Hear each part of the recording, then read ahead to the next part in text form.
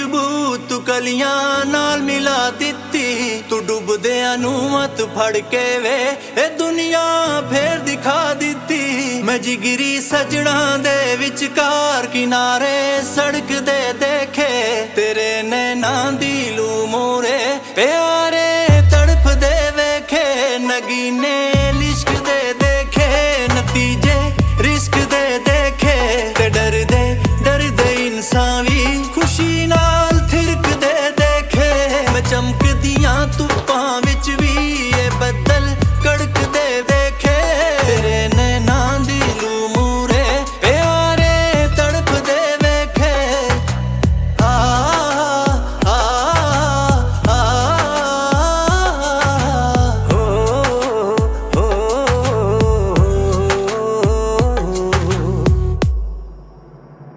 ਮਿੱਟੀ ਦੇ ਬੰਦੇ ਇੱਕ ਦਿਨ ਵੇ ਖੁਦਾ ਨੂੰ ਛੂ ਵੀ ਸਕਦੇ ਨੇ। ਮੇਰਾ ਅਹਿਸਾਸ ਹੈ ਪੂਰਾ ਕਰਿਸ਼ਮੇ ਹੋ ਵੀ ਸਕਦੇ ਨੇ। ਜੋ ਪੱਥਰ ਬਣ ਕੇ ਬੈਠੀਆਂ ਸੀ ਸੂਰਤਾਂ ਗਾਉਣ ਲੱਗੀਆਂ ਨੇ। ਮੈਂ ਪਹਿਲਾਂ ਸੁਣੀਆਂ ਨਹੀਂ ਸੀ ਜੋ ਹਿਦਾਇਤਾਂ ਆਉਣ ਲੱਗੀਆਂ ਨੇ। ਪਹਾੜਾਂ ਦੇ ਵਿੱਚ ਦੂਰ ਕਿਤੇ ਜਿਵੇਂ ਟਲ ਖੜਕਦੇ ਦੇਖੇ, ਤੇਰੇ ਨੈਣਾਂ ਦੀ ਲੂ ਮੂਰੇ ਪਿਆਰੇ ਤੜਫਦੇ ਵੇਖੇ। ਨਗੀਨੇ ਲਿਸ਼ਕਦੇ ਦੇਖੇ, ਨਤੀਜੇ ਰਿਸਕ ਦੇ ਦੇਖੇ, ਤੇ ਡਰਦੇ ਡਰਦੇ ਇਨਸਾਨ ਵੀ ਖੁਸ਼ੀ ਨਾਲ ਥਿਰਕਦੇ ਦੇਖੇ। ਮੈਂ ਚਮਕਦੀਆਂ ਧੁੱਪਾਂ ਵਿੱਚ ਵੀ ਇਹ ਬੱਦਲ ਕੜਕਦੇ ਦੇਖੇ, ਤੇਰੇ ਨੈਣਾਂ ਦੀ ਲੂ ਮੂਰੇ ਪਿਆਰੇ ਤੜਫਦੇ ਵੇਖੇ।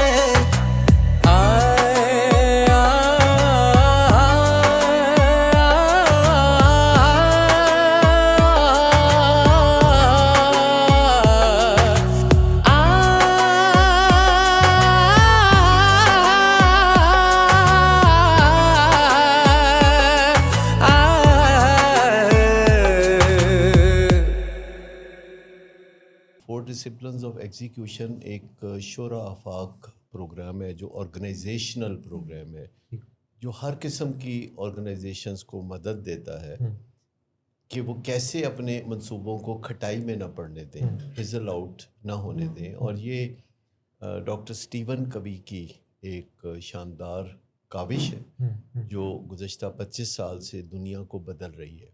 सारी दुनिया जानती है कि नशे के मरीज़ों के चाहने वाले या अहले खाना बहुत ज़ोर शोर से जोश व जज्बे से उसकी मदद करने का मंसूबा बनाते हैं और ज़ोर शोर से सब कुछ करते हैं। फिर चंद दिनों के बाद चीज़ें फिजल आउट हो जाती हैं और फिर सब अपने अपने दुनियावी कामों में मगन हो जाते हैं और मरीज़ के अंदर बीमारी जो है वो बढ़ती रहती है। ये सोब्राइटी क्या है, ये रिकवरी जो है नशे की बीमारी से या नशे से जो निजात है, ये उससे एक ऊपर की कैफियत है जिसमें इंसान के अंदर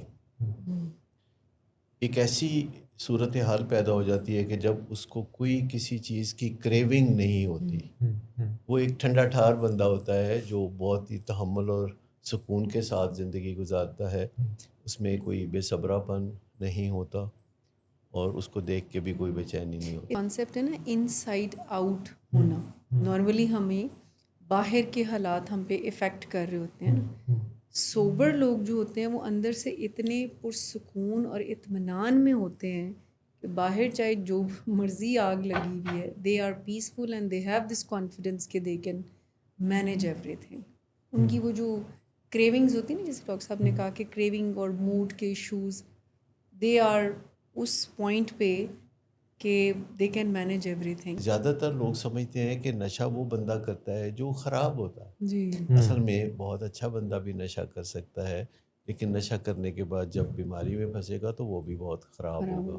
तो ये अंडा पहले और मुर्गी पहले वाला मामला अगर आप पहले समझ लें अच्छी तरह कि नशे की बीमारी बाद में आती है, नशे का आगाज़ उससे कुछ अर्सा पहले होता है। लेकिन किसी बंदे का ख़राब या बुरा या बद किरदार क्या नशा करने वाले बुरे नहीं होते? हमने एक सिलसिला शुरू किया जिसका आगाज़ हुआ 4 डिसिप्लिन ऑफ एग्जीक्यूशन से। यानी कोई गोल सेट किया जाता है, कोई बड़ा हदफ बनाया जाता है, कोई आइडिया पेश किया जाता है کوئی CEO کسی کمپنی کا وہ آئیڈیا پیش کرتا ہے تو سارے لوگ شروع میں بڑے موٹیویٹڈ نظر آتے ہیں, شروع میں کہتے ہیں کہ زبردست ہو گیا, کمال ہو گیا, تباہی پھیر دی, اور کچھ دنوں بعد واقعی تباہی پھر جاتی ہے. وہ تباہی اس طرح سے پھرتی ہے کہ وہ آئیڈیا کہاں جاتا ہے یہ پتہ نہیں لگتا. تو سلسلہ شروع 4 ڈسپلنز آف ایگزیکیوشن سے ہوا, اور پھر بات چلتے چلتے 4 ڈسپلنز آف سوبرائٹی تک آ گئی. یعنی ولنگ ویز جو کہ سائیکائٹری کے مسائل کو ڈیل کرتا ہے, یعنی مینٹل ہیلتھ کے چیلنجز کا شکار جو لوگ ہوتے ہیں, پھر ساتھ نشے کی بیماری کا شکار جو لوگ ہوتے ہیں, وہ ہمارے پاس وہ لوگ اور ان کی فیملیز رابطہ کرتی ہیں, اور اس طرح سے سوبرائٹی کا ایک جو سفر ہے وہ شروع ہوتا ہے. ولنگ ویز میں ہم دیکھتے ہیں کہ مختلف ایسی چیزیں ہیں جو ولنگ ویز کو یونیک بناتی ہیں. یہ شاید واحد ایسا ادارہ ہے کہ جہاں پہ 5 بر اعظموں سے مریض آتے ہیں. ہم کبھی دیکھتے ہیں کہ کوئی UK سے آ گیا, کوئی آسٹریلیا سے آ گیا, کوئی امریکہ سے آ گیا, کوئی کینیڈا سے آ گیا, کوئی دبئی سے آیا, کوئی افریقہ سے آیا, اور اس طرح سے بیک وقت ہمارے پاس کوئی 50% پیشنٹ ایسے ہوتے ہیں جو کہ دوسرے ملکوں سے آئے ہوتے ہیں. پھر مختلف چیزیں ولنگ ویز کو یونیک بناتی چلی جاتی ہیں, جیسے یہ شو, جیسے اسٹیک ہولڈر سیشن, جیسے ٹچ اینڈ گو میٹنگ, جو کہ آپ کو کسی دوسرے ریہیبلیٹیشن سینٹر میں یا کسی دوسری جگہ پر نہیں ملتی.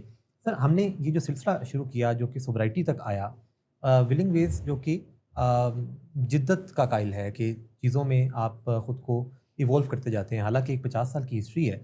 ولنگ ویز کا نام اس طرح کا ہے کہ اگر ولنگ ویز آج سے 20-30 سال پرانا اسٹرکچر بھی ڈیلیور کرے تو لوگ آئیں گے, کیونکہ وہ جو 30 سال پرانا اسٹرکچر ہے وہ بھی آج کا جو اسٹرکچر فالو ہوتا ہے باقی جگہوں پہ اس سے کہیں نہ کہیں آ گئی ہے. تو لیکن پھر بھی ہم دیکھتے ہیں کہ ہر آنے والا جو سال ہے وہ اپنے ساتھ کچھ نئی رنگینیاں بھی لے کر آتا ہے, کچھ نئی جو چیزیں ہیں, نئی ریسرچز آتی ہیں, نئے اسٹرکچر میں چیزیں ایڈ ہوتی ہیں. تو یہ 4 ڈسپلن آف سوبرائٹی, یہ اس کی کیا اہمیت ہے اس اسٹرکچر میں, خاص طور پہ ولنگ ویز کے حوالے سے اگر بات کی جائے؟ دیکھیے, یہ جو پروگرام جس کو ہم ڈسکس کرتے رہے ہیں اپنے سابقہ پروگراموں میں, جی, تو یہ 4 ڈسپلنز آف ایگزیکیوشن ایک شورا آفاق پروگرام ہے جو آرگنائزیشنل پروگرام ہے, جو ہر قسم کی آرگنائزیشنز کو مدد دیتا ہے کہ وہ کیسے اپنے منصوبوں کو کھٹائی میں نہ پڑنے دیں, فزل آؤٹ نہ ہونے دیں. اور یہ ڈاکٹر اسٹیون کوی کی ایک شاندار کاوش ہے جو گزشتہ 25 سال سے دنیا کو بدل رہی ہے. ڈاکٹر اسٹیون کوی سے تو آپ واقف ہی ہوں گے, شورا آفاق 7 habits of highly effective people, جس نے دنیا کو بدل کے رکھ دیا. تو یہ جو پروگرام ہے یہ بنیادی طور پر CEOs کی مدد کے لیے ہے کہ جو کوئی ویژن دیتے ہیں, کوئی آئیڈیا پیش کرتے ہیں, کوئی منصوبہ سامنے لاتے ہیں اور ان کے ساتھی واہ واہ کرتے ہیں, جیسے ابھی آپ نے کہا. پھر چند دن کے بعد کوئی نہ کوئی بندہ جو ہے اس پروگرام کی یا اس منصوبے کی بات کرتا ہے, تو پھر جواب ملتا ہے کہ are we still doing it. اچھا, اب یہ تو ایک عام آرگنائزیشنل پروگرام جو کہ ہر قسم کے اداروں کی مدد کے لیے یعنی بنایا گیا, اور میں نے 25 سال پہلے اس کی ٹریننگ لی, پھر 10 سال کے بعد دوبارہ اس ٹریننگ کو رپیٹ کیا اور اپنے ادارے کو ان اصولوں کے مطابق آگے چلانا شروع کیا. اور پھر الٹیمیٹلی یہ زیادہ اسپیشلسٹ پروگرام ہوتا گیا, یعنی جو عام اداروں کے لیے بنایا گیا پروگرام ہے اس کو ہم نے اپنے ادارے یعنی ولنگ ویز میں اپلائی کرنا شروع کیا. تو یہ اسپیسیفک پروگرام ہو گیا جو کہ ریہیبلیٹیشن پروگرام کو فزل آؤٹ ہونے سے بچاتا ہے. جی, ساری دنیا جانتی ہے کہ نشے کے مریضوں کے چاہنے والے یا اہل خانہ بہت زور و شور سے, جوش و جذبے سے اس کی مدد کرنے کا منصوبہ بناتے ہیں اور زور شور سے سب کچھ کرتے ہیں. پھر چند دنوں کے بعد چیزیں فزل آؤٹ ہو جاتی ہیں اور پھر سب اپنے اپنے دنیاوی کاموں میں مگن ہو جاتے ہیں اور مریض کے اندر بیماری جو ہے وہ بڑھتی رہتی ہے. تو اس پروگرام پہ کام کرتے کرتے چونکہ ہمارا اصل کام جو ہے وہ سوبرائٹی ہے, ہم ابھی تھوڑی دیر میں اس کی اور وضاحت کریں گے کہ یہ سوبرائٹی کیا ہے. یہ ریکوری جو ہے نشے کی بیماری سے یا نشے سے جو نجات ہے, یہ اس سے ایک اوپر کی کیفیت ہے جس میں انسان کے اندر ایک ایسی صورتحال پیدا ہو جاتی ہے کہ جب اس کو کوئی کسی چیز کی کریونگ نہیں ہوتی. وہ ایک ٹھنڈا ٹھار بندہ ہوتا ہے جو بہت ہی تحمل اور سکون کے ساتھ زندگی گزارتا ہے, اس میں کوئی بے صبرا پن نہیں ہوتا. اور اس کو دیکھ کے بھی کوئی بے چینی نہیں ہوتی. یعنی ایک جو کانسیپٹ ہے نا ان سائڈ آؤٹ ہونا، نارملی ہمیں باہر کے حالات ہم پہ افیکٹ کر رہے ہوتے ہیں نا. سوبر لوگ جو ہوتے ہیں وہ اندر سے اتنے پرسکون اور اطمینان میں ہوتے ہیں کہ باہر چاہے جو مرضی آگ لگی ہوئی ہے، they are peaceful and they have this confidence کہ they can manage every thing.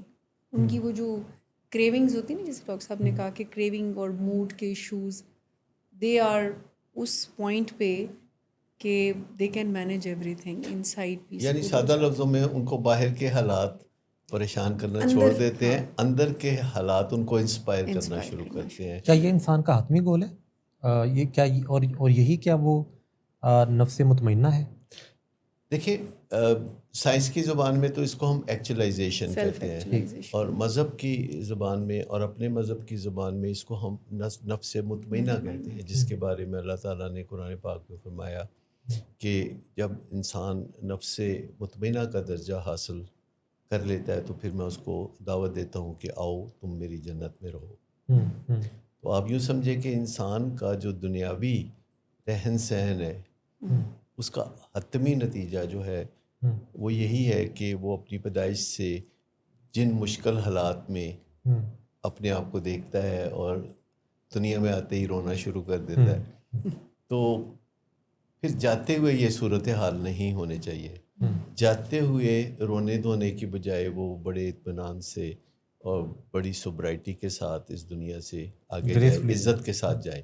کیونکہ یہ جو دنیا میں آنا ہے اور یہ جو دنیا سے جانا ہے، اس میں کچھ تو فرق ہونا چاہیے. تو ہر بندے کی یہی خواہش ہوتی ہے کہ وہ عزت کے ساتھ اس دنیا سے چلا جائے. لیکن آپ نے کہا ہر بندے کی یہ خواہش ہوتی ہے، شاید نفس مطمئن کی یہ خواہش ہوئے گی کہ وہ عزت سے جائے. زیادہ تر لوگوں کی خواہش نہیں ہوتی کہ وہ دنیا سے جائے. They have fear regarding leaving this. دیکھنے میں تو یہ آتا ہے کہ دنیا میں جتنے بھی بڑے لوگ گزرے پچھلے 200-250 سال میں، جب ہم بڑے لوگوں کو اسٹڈی کرتے ہیں، سائنسدانوں کو اسٹڈی کرتے ہیں، بڑے بڑے سیاستدانوں کو، بادشاہوں کو جب ہم اسٹڈی کرتے ہیں تو ہم دیکھتے ہیں کہ وہ بہت برے طریقے سے، بہت میزریبل حالت میں دنیا سے گئے. کیونکہ جب لوگ اس دنیا میں عروج پکڑتے ہیں تو پھر ان کے لیے بہت مشکل ہو جاتا ہے حقائق کو تسلیم کرنا. جب ان کی انرجی کم ہو رہی ہوتی ہے، جب انہیں مشکلات کا سامنا ہوتا ہے، جب انہیں صحت کے مسائل درپیش ہوتے ہیں، تو وہ اپنی بڑھتی ہوئی عمر کی حقیقت کو تسلیم نہیں کرتے، اور وہ پھر کسی نہ کسی طریقے سے اپنی انرجی کو اور عروج کو برقرار رکھنا چاہتے ہیں، ناجائز طریقوں کے استعمال سے، انفیئر مینز کے ساتھ جگاڑ لگا کے، جس میں نشہ بھی شامل ہوتا ہے. تو یوں سمجھ لیں کہ پھر ان کے حالات دن بدن خراب ہوتے چلے جاتے ہیں. کیا یہ مان لینا ٹھیک ہے کہ کوئی انسان جو سوبر ہے اس کی خواہشات ختم ہو گئی؟ نہیں، یہ تو قطعی نہیں ہے کہ اس کی خواہشات ختم ہو جاتی ہے، لیکن وہ اپنی خواہشات کے لیے بھاولا نہیں رہتا. یعنی ریئلسٹک زیادہ ہو جاتا ہے، اس کو ایٹ اینی کوسٹ نہیں حاصل کرنا چاہتا. مطلب وہ اپنے اطمینان کی کاسٹ پہ کچھ کرنا نہیں چاہتا. ابھی میں کل ہی ایک سٹوری پڑھ رہا تھا کہ جو بالی ووڈ کا بادشاہ جسے شاہ رخ خان کہتے ہیں، انہوں نے جب فلم میں کام کیا، ایک فلم میں انہوں نے کام کیا کہ جس میں انہوں نے ایک شرابی کا کردار کرنا تھا، تو اس کردار کو حقیقت کا رنگ دینے کے لیے انہوں نے، یعنی ہر وہ منظر جس میں انہوں نے شرابی کے کردار کو نبھانا تھا، تو کثرت سے شراب پی کے تو وہ منظر نبھایا. اور جب انہیں کسی نے ٹوکا، ساتھی اداکار نے، تو کہ آپ ایسا کیوں کر رہے ہیں، تو اس نے کہا کہ شراب جب تک آنکھوں سے نظر نہیں آئے گی تو بات کیسے بنے گی. تو فلم تو ختم ہو گئی، فلم سپر ہٹ بھی ہو گئی، شراب وہی رہی اور شراب چلتی رہی، اور پھر جو ہاتھوں سے دی ہوئی گرہ تھی وہ دانتوں سے کھولنی پڑی. تو اسی طرح اگر آپ دیکھیں کہ یہی فلم، یعنی اسی اسٹوری پہ بیس جو فلم ہے، وہ 1955 میں بھی بنی تھی، جس میں یہی کردار جو اب شاہ رخ خان نے ادا کیا سن 2000 کے قریب، تو 1955 میں یہی کردار دلیپ کمار نے کیا. تو دلیپ کمار چونکہ شراب نہیں پیتے تھے، تو डायरेक्टर ने उनके ऊपर वो कैफियत तारी करने के लिए उनको क्लोरोफॉर्म सुंगा के उनसे जो शॉट्स है लिए, क्योंकि क्लोरोफॉर्म जैसी चीज़ अल्कोहलिक्स के अंदर बनती है। क्लोरोफॉर्म जैसी चीज़ यानी जो कि एल्डिहाइड पैदा होती है अल्कोहलिज्म में, वो उनको सुंघाया करते थे। लेकिन असल काम जो दिलीप कुमार करते थे वो ये करते थे कि शूटिंग से पहले पहरों वो उस किरदार जो कि शराबी और बदनसीबी के दरमियान झूलता था, उस किरदार की कैफियत को अपने ऊपर तारी करते थे। और इस हद तक वो अपने ऊपर कैफियत तारी करते थे कि उन्होंने बहुत शानदार परफॉर्मेंस उस फिल्म में दी।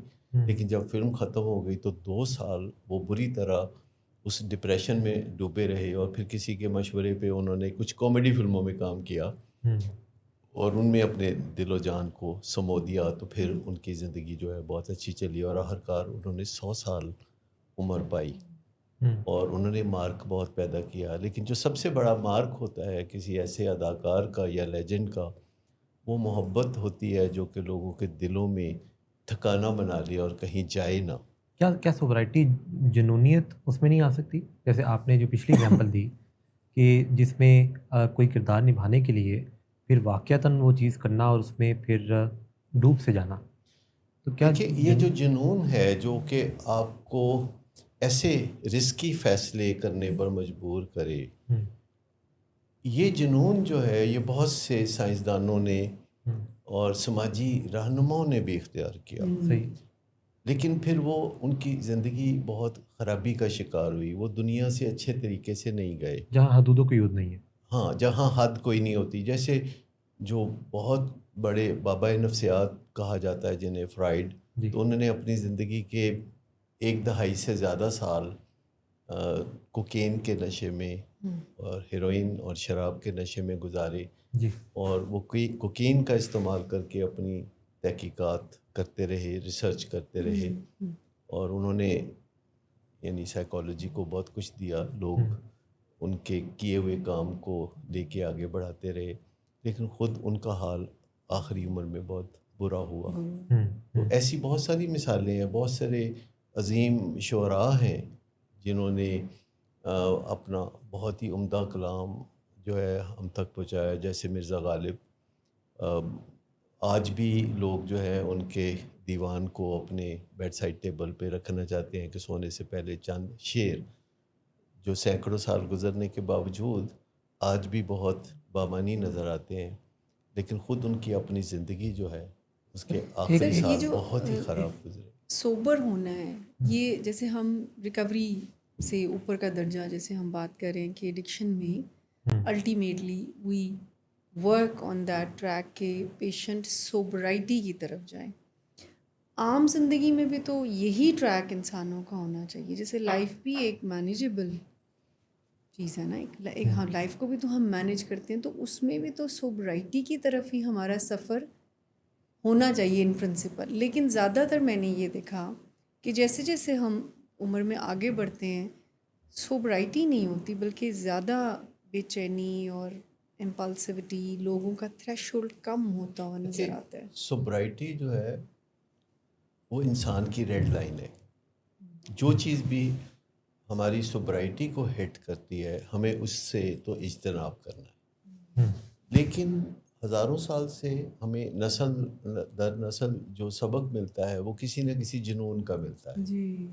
और जब हम माजी के फ़लसफ़ों को लेके आगे चलते हैं तो हम रोग की तरफ अपना सफ़र चला रहे होते हैं। तो इनवेरिएबली आज भी लोगों की जो अक्सरियत है वो आखिरकार रोगी हो जाती है। इसमें वो तमाम लोग भी शामिल हैं, ख़ास तौर पर जिन्होंने दुनिया में अपने नाम का डंका बजाया। उन लोगों का तो खैर इसमें कहीं ज़िक्र ही नहीं आता जिन्होंने कोई काबिल फ़ख्र कारनामा अंजाम नहीं दिया कि उनका क्या बना, क्योंकि उनका तो कोई पता ही नहीं रखता। लेकिन जिन्होंने बहुत ज़बरदस्त कारनामे अंजाम दिए, फिर उन्होंने आखिर में उन कारनामों के नतीजे में क्या पाया। तो जब भी दुनिया में इंसान फंक्शन करता है तो जो हदूद होती हैं, जो लिमिटेशंस होती हैं, ख़ास तौर पर अपनी ज़ात की, उम्र की और तवानाई की लिमिटेशंस, वो बड़ी इम्पॉर्टेंट है। और ہم سمجھتے ہیں کہ جو بھی علاج ہم کرتے ہیں ان لوگوں کا جو کہ سبسٹنس ابیوز کے ساتھ ہمارے پاس آتے ہیں یا گیمبلنگ کی علت کے ساتھ یا انفیڈیلٹی کے مسائل کی وجہ سے یا ورکہولزم کی وجہ سے بے پناہ وجوہات سے لوگ ہمارے پاس آتے ہیں، کیونکہ باہر کی بیماری اگرچہ مختلف نظر آتی ہے، وہ کبھی اوور ایٹنگ کی شکل میں نظر آتی ہے یا کبھی کسی اور علت کی شکل میں یا سبسٹنس ابیوز کی شکل میں، لیکن جو اندر کی بیماری ہے، دماغ کو جہاں جہاں چوٹ پہنچتی ہے وہ مقامات تو وہ سیم ہی ہوتے ہیں، چاہے معاملہ ورکہولزم کا ہو یا الکوہولزم کا ہو۔ اندر کی کیمسٹری سیم ہے، اندر کی کیمسٹری تو سیم ہے اور نتائج بھی سیم ہیں۔ یہ اور بات ہے کہ اس میں سے کچھ علتیں بہت نیک نام ہیں، کچھ علتیں بہت بدنام ہیں، کچھ نیوٹرل اور کچھ نیوٹرل ہیں۔ تو اگر آپ دیکھیں تو ورکہولزم جو ہے وہ بڑی سراہی جاتی ہے، بڑی نیک نام علت ہے۔ بالکل ایسے ہی ہے۔ اسی طرح سوشل ورک، اسی طرح یہ جو تبلیغی سلسلہ ہے یہ سارے کا سارا بڑا سراہا جاتا ہے، لوگ سمجھتے ہیں کہ بڑا یہ کام تو بالکل تن من دھن ہر طرح سے کرنا چاہیے، لیکن جو اعتدال ہے وہی ایک بنیادی اور آخری پی سبق ایچ ہے۔ ڈیز کرتے رہنا یا کوئی اس طرح کی چیز پڑھتے رہنا بہت زیادہ، یہ میں نیوٹرل ایک صاحب کو جانتا ہوں کہ انہوں نے 9 MA کیے ہوئے تھے اور ابھی وہ خوش نہیں تھے۔ تو مطلب کہنے کا یہ ہے کہ جب آپ کسی بھی کارنامے کو اپنی عزت نفس کا سہارا بنا لیتے ہیں تو آخرکار یہ علت کی شکل اختیار کر جاتا ہے۔ یہ جو 4 ڈسپلنز ہیں، اگر پہلے ڈسپلن پہ بات کی جائے جو کہ وائلڈلی امپورٹنٹ گول کے بارے میں ہے کہ اس وقت کیا سب سے زیادہ عام ہے، کیا ملٹیپل چیزیں بیک وقت اہم نہیں ہو سکتی؟ دیکھیے ملٹیپل چیزیں اہم ہو سکتی ہیں، لیکن وائلڈلی امپورٹنٹ گول جو جلتا ہوا ایک ہدف ہے وہ ایک ہی ہوتا ہے جو اوبر کے سب سے اوپر آ جاتا ہے۔ وائلڈلی امپورٹنٹ گول میں ہم یہ بھی کہتے ہیں کہ کسی ایئرپورٹ کی طرف بہت سے جہاز سفر کر رہے ہوتے ہیں، ایسے ہی ہے۔ یعنی کوئی امریکہ سے لاہور ایئرپورٹ کی طرف آ رہا ہے تو کوئی UK سے، کوئی دبئی سے، کوئی کراچی سے، اور کوئی اسلام آباد سے آ رہا ہے اور گجرانوالہ کراس کر چکا ہے۔ تو سب سے جو امپورٹنٹ ہوگا، جو وائڈلی امپورٹنٹ ہوگا، وہ گجرانوالے سے آنے والا جہاز ہوگا۔ تو یہ جو وائڈلی امپورٹنٹ گول ہوتا ہے نشے کی بیماری میں بھی، یہ نہیں ہوتا کہ نشہ چھڑا دیا جائے، کیونکہ ہر وقت گھر میں یہ راگنی چلتی رہتی ہے کہ نشہ چھڑا دیں اس کا۔ اس سے پہلے بہت سے وائڈلی امپورٹنٹ گولز ہیں جو 1 by 1 سمندر کی لہروں کی طرح کنارے کی طرف آ رہے ہوتے ہیں۔ جیسے اس کی ٹریٹمنٹ سینٹر ڈھونڈنا وائڈلی امپورٹنٹ گول ہو جائے گا نا، پھر اس کو اپروچ کرنا، پھر پیشنٹ کیسے آیا گا، لایا کیسے جائے گا، تو وہ گزرتے وقت کے ساتھ وائڈلی امپورٹنٹ گول چینج ہوتے ہیں۔ لیکن نا وائڈلی امپورٹنٹ گول یہ بھی ہو سکتا ہے کہ اس کو لے کے تو کسی ریہیب میں جائے، لیکن پھر سڈنلی پتہ چلتا ہے کہ وہ کہتا ہے نام بھی نہ لینا کسی ریہیب کا، اور تصادم کی فضا رہتی ہے، تو وائڈلی امپورٹنٹ گول تصادم کا ہوتا ہے۔ اور پھر جب ہم سمجھتے ہیں کہ وائڈلی امپورٹنٹ گول تصادم کو ختم کرنا ہے تو ہمیں اس کی طرف توجہ دینے کی ضرورت ہوگی کہ آخر تصادم کیوں ہو رہا ہے۔ گھر میں اگر کوئی بیمار ہے اور ہم چاہتے ہیں کہ وہ اپنے علاج کی طرف رجوع کرے تو وہ لڑتا کیوں ہے، ہمیں یہ سمجھنے کی ضرورت ہے۔ تو بعض اوقات وائڈلی امپورٹنٹ گول یہ ہو سکتا ہے کہ ہم گوگل پہ جا کے پتہ کریں کہ ہمارا مریض جو کہ پچھلے کچھ سالوں سے نشے کی بیماری میں الجھا ہوا ہے اور بہت تکلیف میں ہے، اور ہم سب بھی بہت تکلیف میں ہیں، تو وہ علاج کے نام پہ بدکتا کیوں ہے۔ تو کم از کم ہم گوگل سے یہ اسٹڈی کر سکتے ہیں اور پھر گوگل سے پوچھ سکتے ہیں کہ بیسٹ ٹریٹمنٹ سینٹر کون سا ہے، یا پھر ہم آرٹیفیشیل انٹیلیجنس کے پاس جائیں اور اس سے ڈسکس کر لیں جو بہت زیادہ تیز اور برق رفتار ذہانت بھی رکھتی ہے اور پیچھے نالج بھی بہت ہے۔ تو ہم ان سے پوچھ سکتے ہیں کہ یہ علاج کے نام پہ لڑائی کیوں کرتا ہے، دنگا فساد کیوں کرتا ہے۔ کیا وائڈلی امپورٹنٹ میں ارجنسی شامل ہو جاتی ہے، جیسے کوئی نارمل چیز امپورٹنٹ ہے اور یہ ارجنٹ اینڈ امپورٹنٹ ہے؟ نہیں، یہ ارجنٹ اینڈ امپورٹنٹ سے بھی آگے ہے۔ اس میں ہوتا ہے کہ اگر یہ نہیں کریں گے تو باقی پھر جو کچھ آپ کریں گے وہ بیکار جائے گا۔ مثال کے طور پر جیسے نشہ چھڑوانا ایک گول ہے نا، اب وہ وائڈلی امپورٹنٹ نہیں ہے، اس تک پہنچنے سے پہلے جو بھی رکاوٹ آئے گی وہ وائڈلی امپورٹنٹ ہے۔ یعنی اگر وہ حل نہیں ہوئے گی تو نشہ نہیں چھڑوایا. جیسے تصادم ختم نہ ہو صحیح ہے. گھر میں اور نشہ چھڑوانے کی بات ہی ہوتی رہے تو وہ بات ہی ہوگی. لیکن آپ گھر سے گاڑی پہ کہیں جا رہے ہیں, آپ کی کوئی منزل ہے, آپ نے کوئی شادی بیاہ اٹینڈ کرنا ہے, صحیح ہے. آدھے رستے میں ٹائر پنکچر ہو جاتا ہے جی.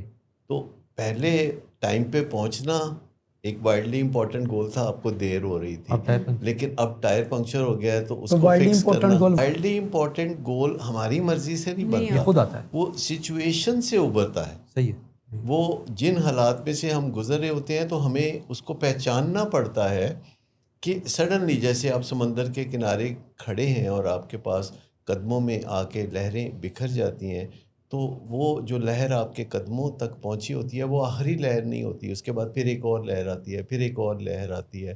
تو وائڈلی امپورٹنٹ یہ کچھ پلانڈ نہیں ہوتا, یہ کچھ پلانڈ نہیں ہوتا, یہ ایمرج کرتا ہے, یہ سچویشن سے نکل کے سامنے آ کھڑا ہوتا ہے اور اس کو ہم اگنور نہیں کر سکتے. اگر اس کو اگنور کریں گے تو پھر ہم جتنی مرضی کلا بازیاں لگائیں اس سے کوئی فرق نہیں. بس وقفے پہ جانے سے پہلے ایک چیز بتائیے گا, جیسے آپ نے کہا کہ اس کو ہم پلان نہیں کرتے, یہ ایمرج کرتا ہے. جو تھرڈ ہے ڈسپلن, جس میں کوئی لافٹی گول ہے اور اس کے لیڈ میئرز ہیں, کیا وہ اصل پھر چیز ہے جس کو پلان کیا جاتا ہے؟ دیکھیں وہ جس کی آپ بات کر رہے ہیں, جو تیسرا ڈسپلن ہے وہ یہ ہے کہ آخری اور حتمی طور پر ہم چاہتے کیا ہیں, یعنی آخری حتمی سرکاری نتیجہ. اس سے پہلے غیر سرکاری گفتگو اور غیر سرکاری نتیجے تو ہوتے رہتے ہیں, لیکن جو آخری حتمی سرکاری نتیجہ ہے وہ ہم کیا چاہتے ہیں. لیکن ہم چھلانگ مار کے تو اس تک نہیں پہنچ سکتے. جیسے کہ اگر ہم نشے سے نجات کے معاملے میں دیکھیں تو مریض خود سے بھی کوششیں کر رہا ہوتا ہے کہ وہ اپنی ول پاور کے ذریعے نشہ چھوڑ دے, اور گھر والے بھی اس کو زور دے رہے ہوتے ہیں کہ تم اپنی ول پاور کے ذریعے نشہ چھوڑ دو. تو جب تک یہ ول پاور کا غلغلہ بلند ہوتا رہتا ہے تو علاج تک نوبت نہیں آتی. لیکن جب علاج تک نوبت آتی ہے تو گھر والے پھر بھی یہی راگنی الاو رہے ہوتے ہیں کہ نشہ نہیں چھڈیا, نشہ نہیں چھڈیا. تو اس میں ہوتا یہ ہے کہ جب علاج ہوتا ہے تو اس کا ٹارگٹ نشہ چھڑانا نہیں ہوتا, نشہ بائی پروڈکٹ کے طور پر چھوٹتا ہے. آپ جیسے آپ سمجھ لیں کہ ریلوے کی پٹری ہے جس کی 2 لائنیں اور اوپر مریض کی زندگی چل رہی ہے, تو ایک ول پاور کی لائن ہے جس کے اوپر مریض اور اس کے گھر والے بہت عرصے سے چل رہے ہوتے ہیں, اور پھر سڈنلی وہ علاج کی ایک لائن بھی ساتھ شامل ہو جاتی ہے, تو پھر وہ علاج پہ چلنا شروع ہو جاتے ہیں. جب وہ علاج پہ چلنا شروع ہوتے ہیں تو اس کی بائی پروڈکٹ کے طور پر نشہ چھوٹتا ہے. لیکن اگر علاج کی لائن پہ چلتے چلتے ذہن میں یہ ہو کہ ہم نے ول پاور کے ذریعے نشہ چھوڑنا ہے تو پھر علاج بے معنی لگنے لگتا ہے. تو آپ یوں سمجھیں کہ جو یہ ول پاور ہے یہ خالی کافی نہیں ہوتی, علاج کافی ہوتا ہے, جس کے نتیجے میں کسی نہ کسی سٹیج پہ جا کے جلد یا بدیر, ہوپ فلی جلد, وہ نشے سے نجات کا سلسلہ شروع ہوتا ہے. اور یاد رکھیں نشے سے نجات کا معاملہ کبھی بھی اسٹریٹ لائن کے طور پر نہیں ہوتا. اس میں ہمیشہ آپ کو ڈی ٹورز آ جاتے ہیں, کبھی 3 قدم آگے اور 1 قدم پیچھے, کبھی 2 قدم پیچھے, کبھی 4 قدم آگے. نیٹ رزلٹ جو ہے آپ کو یہ چیک کرنا ہوتا ہے اسکور بورڈ کے ذریعے, جس پہ ہم بات کریں گے کہ آیا نیٹ رزلٹ جو ہے وہ بہتری کی جانب ہمیں لے کے جا رہا ہے, یعنی ڈائریکشن ہماری نیٹ رزلٹ کے اکارڈنگلی رائٹ ہے یا رائٹ کچھ چینجنگ کی ضرورت ہے. اس پہ ہم نے وقفے پہ جانا ہے, اس پہ جانے سے پہلے کچھ کمنٹس ہمیں آ رہے ہیں. محمد اشمل صاحب نے کہا انفارمیٹیو کنورسیشن, بہت شکریہ. راجا حسیب نے کہا without focus even hard work loses its direction, WIG keeps our efforts aligned with what matters most, یعنی وائڈلی امپورٹنٹ گول. محمد اویس میر نے کہا ویری ویل سیڈ ڈاکٹر صاحب. آمنہ سعید نے کہا the 4 disciplines of execution is the key of every organization, treatment and recovery. Ahmad علی نے کہا انسائٹفل سر, رات بدر very informative. اور سعدیہ حیدر نے کہا سیونگ لائفس. تو کمنٹس آتے جا رہے ہیں, آپ کا بھی کوئی سوال ہے تو آپ کمنٹ سیکشن میں وہ بھیج سکتے ہیں تاکہ اس کو پروگرام کا حصہ بنایا جائے. اب ایک وقفہ لیتے ہیں, واپس آتے ہیں اور آگے بات کرتے ہیں.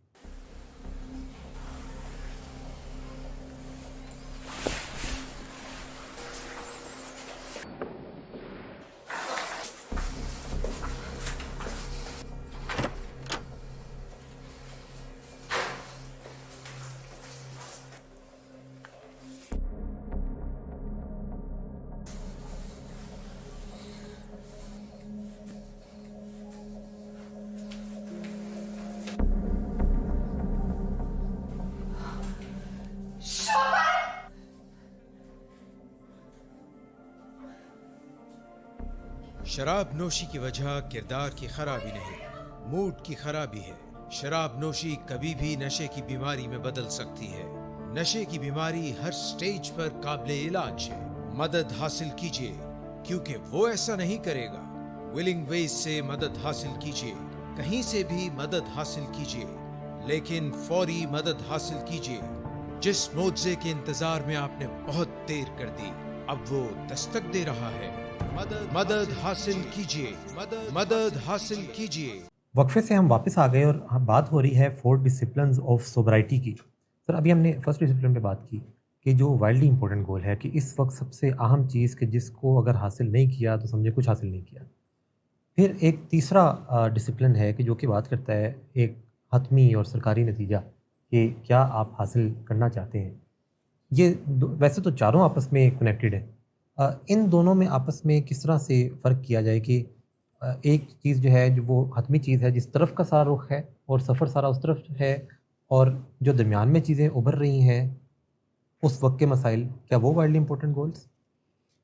देखिए, चारों डिसिप्लिन जो है सोबराइटी हासिल करने के, वो बेहक वक्ती काम कर रहे होते हैं, जी लेकिन हम उन्हें बयान इस तरह करते हैं जैसे कि वो बारी बारी होने एक के वाला बाद काम एक है। इसमें बारी बारी वाली कोई बात नहीं है। चारों ऑपरेटिव होते हैं, इस मंसूबे का हिस्सा होते हैं। सही है। लेकिन जो पहला गोल है उसका फैसला हम नहीं करते, हालात कर रहे होते हैं। यानी अगर तसादम है तो फिर सबसे पहले तसादम को ठंडा करने की ज़रूरत है कि घर में तसादम क्यों है। सही है। यानी हमारे जो गर्म दिमाग हैं वो इस मसले को हल करने की कोशिश क्यों कर रहे हैं, हमारे ठंडे दिमाग इस मसले को हल करने के लिए आगे बढ़े। जी तो फिर यानी तसादम है जिसकी तरफ तवज्जो जाएगी। लेकिन अगर हमें लगता है कि कोई और ख़तरनाक सूरत हाल पैदा हुई है कि जिसमें मरीज़ जो है वो लोगों से कर्ज़े लेता है या कोई क्राइम करता है या बार बार पुलिस के हाथों जा फंसता है, तो फिर हो सकता है वो वाइल्डली इम्पॉर्टेंट गोल हो कि उसको कैसे बचाया जाए इस सूरत हाल से जिसमें वो नशे की क्रेविंग की वजह से फंसता है। क्योंकि ज़्यादातर लोग समझते हैं कि नशा वो बंदा करता है जो ख़राब होता है। जी असल में बहुत अच्छा बंदा भी नशा कर सकता है, लेकिन नशा करने के बाद जब बीमारी में फंसेगा तो वो भी बहुत ख़राब होगा। तो ये अंडा पहले और मुर्गी पहले वाला मामला अगर आप पहले समझ लें अच्छी तरह कि नशे की बीमारी बाद में आती है, नशे का आगाज़ उससे कुछ अर्सा पहले होता है। लेकिन किसी बंदे का ख़राब या बुरा या बद किरदार क्या नशा होना करने वाले ज़रूरी बुरे नहीं नहीं होते? है। नशा करने वाले बुरे नहीं होते? कतई नहीं, वो बाकी तमाम मरीज़ों की तरह अच्छे या बुरे हो सकते हैं। मुझे बताइए कि कोई बंदा जो जिसके अंदर दिल के अंदर स्टेंट डाला जा रहा है, क्या वो बुरा नहीं हो सकता? वो बुरा भी हो सकता है, वो अच्छा भी हो सकता है। इसी तरह अस्पतालों में जो शुगर का इलाज कराने के लिए या टीबी का इलाज कराने के लिए लोग जाते हैं, या for that matter blood pressure या किसी भी बीमारी का इलाज कराने जाते हैं, तो क्या बीमारी सिर्फ अच्छे लोगों को होती है, बुरे लोगों को बीमारी नहीं हो सकती? यानी या बीमारी क्या हो सकती- बीमारी सिर्फ बुरे लोगों को होती है? तो ये इर्रेलेवेंट बात है कि कोई बीमारी किसी बंदे को हुई है तो हम उसको अच्छा या बुरा के हिसाब से देख रहे हो। सही। इंसानों को बीमारी हो सकती है, तो नशे की बीमारी भी हर तरह के लोगों को हो सकती है। अब मिसाल के तौर पर अगर किसी को गुर्दे में पथरी वाक़या हुई और उससे बहुत दर्द हुआ और डॉक्टर ने उसको नारकोटिक्स के टीके लगाए और उसके पथरी का ऑपरेशन कर दिया, लेकिन चंद दिनों में जब उसने नारकोटिक्स के टीकों के मज़े लूटे तो उसकी याद में वो बेकरार रहने लगा और नशे की इल्लत में पड़ गया, और फिर बगैर वजह के वो अपनी क्रेविंग के हाथों मजबूर होके टीके अगर लगवाना शुरू कर देता है और बीमार हो जाता है, एडिक्ट हो जाता है। तो मुझे बताइए कि जब वो एडिक्ट हो जाएगा तो अब वो झूठ भी बोलेगा, अब वो टीके को हासिल करने के लिए कोई छोटा मोटा जुर्म भी कर गुजरेगा, अब वो दंगा फसाद भी करेगा, मार कुटाई भी करेगा। जो भी कोई उसे नशे से दूर रखने की कोशिश करेगा तो उसके साथ वो उलझ पड़ेगा। तो ये अलामात जो होती हैं नशे की बीमारी की, ये बीमारी के बाद जमा होनी शुरू होती है। तो इसको हम अगर इस नज़र से देखना शुरू करें कि जो किसी की नशे की बीमारी आगे बढ़ती है تو اس کے کریکٹر ڈیفیکٹس جمع ہونے شروع ہو جاتے ہیں. آغاز میں جب وہ نشہ شروع کرتا ہے یہ تو کسی کمی کمزوری کی وجہ سے ہو سکتا ہے, اعتماد کی کمی ہو یا بے چینی کا معاملہ ہو یا ڈپریشن ہو یا کوئی موڈ مزاج کا کوئی ڈس آرڈر ہو, تو وہ مجبور ہو سکتا ہے کہ وہ کسی نشے کا استعمال کرے بطور سیلف میڈیکیشن. جیسے سر درد ہوتا ہے تو لوگ 2 گولیاں پیناڈول لے لیتے, یا اس طرح کسی بھی معاملے میں 2 گولیاں پیناڈول تو عام بات ہے.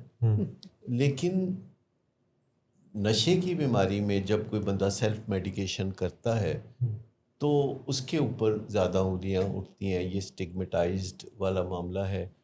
تو آپ یوں سمجھ لیں کہ یہ جو آخری اور حتمی گول ہے کہ ہم نے اسے نشے سے نجات دلانی ہے, تو یہ ایک دن میں نہیں ہوگا. یہ آپ یوں سمجھیں کہ آہستہ آہستہ وہ رنگ بدلے گا. آپ اگر کبھی دیکھیں, ہم تو روز دیکھتے ہیں کہ ہمارے پاس ایک نشے کا مریض آتا ہے اور اس کے ساتھ اس کے فیملی ممبران آتے ہیں, اس کے بہن بھائی آتے ہیں, تو ہمارا جو مریض ہوتا ہے وہ الگ ہی دکھائی دیتا ہے. رنگ خراب ہوا ہوتا ہے, اس کی شکل صورت خراب ہوئی ہوتی ہے, صحت اور اس کی شیپ بڑی ہوئی ہے, اس نے کپڑے بھی اچھے نہیں پہنے ہوئے, اس کا بولنے کا انداز بھی ٹھیک نہیں ہے اور وہ ہر طرح سے گڑبڑ میں ہے. تو آپ یوں سمجھیں کہ سب سے پہلے تو ہمیں انویژن کرنا ہے, ہمیں تصور میں دیکھنا ہے کہ یہ در حقیقت اس کے اندر پوٹینشیل کیا ہے. اس کے بہن بھائیوں کو دیکھ کے کہ جیسے وہ پڑھے لکھے اپنی زندگی میں نارمل طریقے سے آگے بڑھ رہے ہیں, تو جیسے ان کے رنگ روپ ٹھیک ہے, جیسے ان کی ڈریسنگ ٹھیک ہے, تو ہم ایک قیافہ لگا سکتے ہیں کہ ہمارا جو گول ہے حتمی اور آخری کیا ہے, لافٹی گول جس کو ہم کہتے ہیں. تو وہ تو تیسرا ڈسپلن ہے.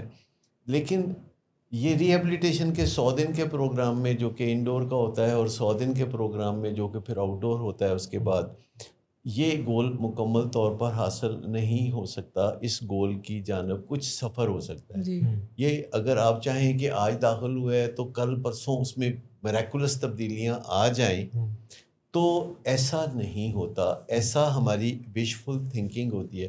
کیا کبھی آپ نے سوچا کہ کسی بچے کو آپ کلاس 1 میں داخل کراتے ہیں اور چند دن بعد آپ اس کی ٹیچر سے پوچھتے ہیں کہ ابھی تک ڈاکٹر نہیں بنا؟ کچھ نہ کچھ کارکردگی تو وہ بچہ دکھا رہا ہوتا ہے نا, ٹوئنکل ٹوئنکل لٹل اسٹار تو سنا رہا ہوتا ہے. تو اس کی بیس پہ تو ہمارے مریض میں بھی ہفتے بعد اگر علاج کی تمنا پیدا ہو گئی ہے اور 2 ہفتے کے بعد اگر وہ علاج پہ راضی ہو گیا ہے اور 3 ہفتے کے بعد اپنے گھر والوں کی خیریت پوچھنے لگا ہے, ان کو گھورنے سے باز آ گیا ہے, تو یہ جو پروگرس ہے جس کو ہم دوسرے ڈسپلن میں کور کرتے ہیں, یعنی سکور بورڈ کیا ہے. ہماری زندگی میں کوئی بھی جب میچ پڑا ہوتا ہے, چاہے وہ فٹ بال کا میچ ہو یا کرکٹ کا یا زندگی میں کچھ, تو اس کا ایک سکور بورڈ ہوتا ہے.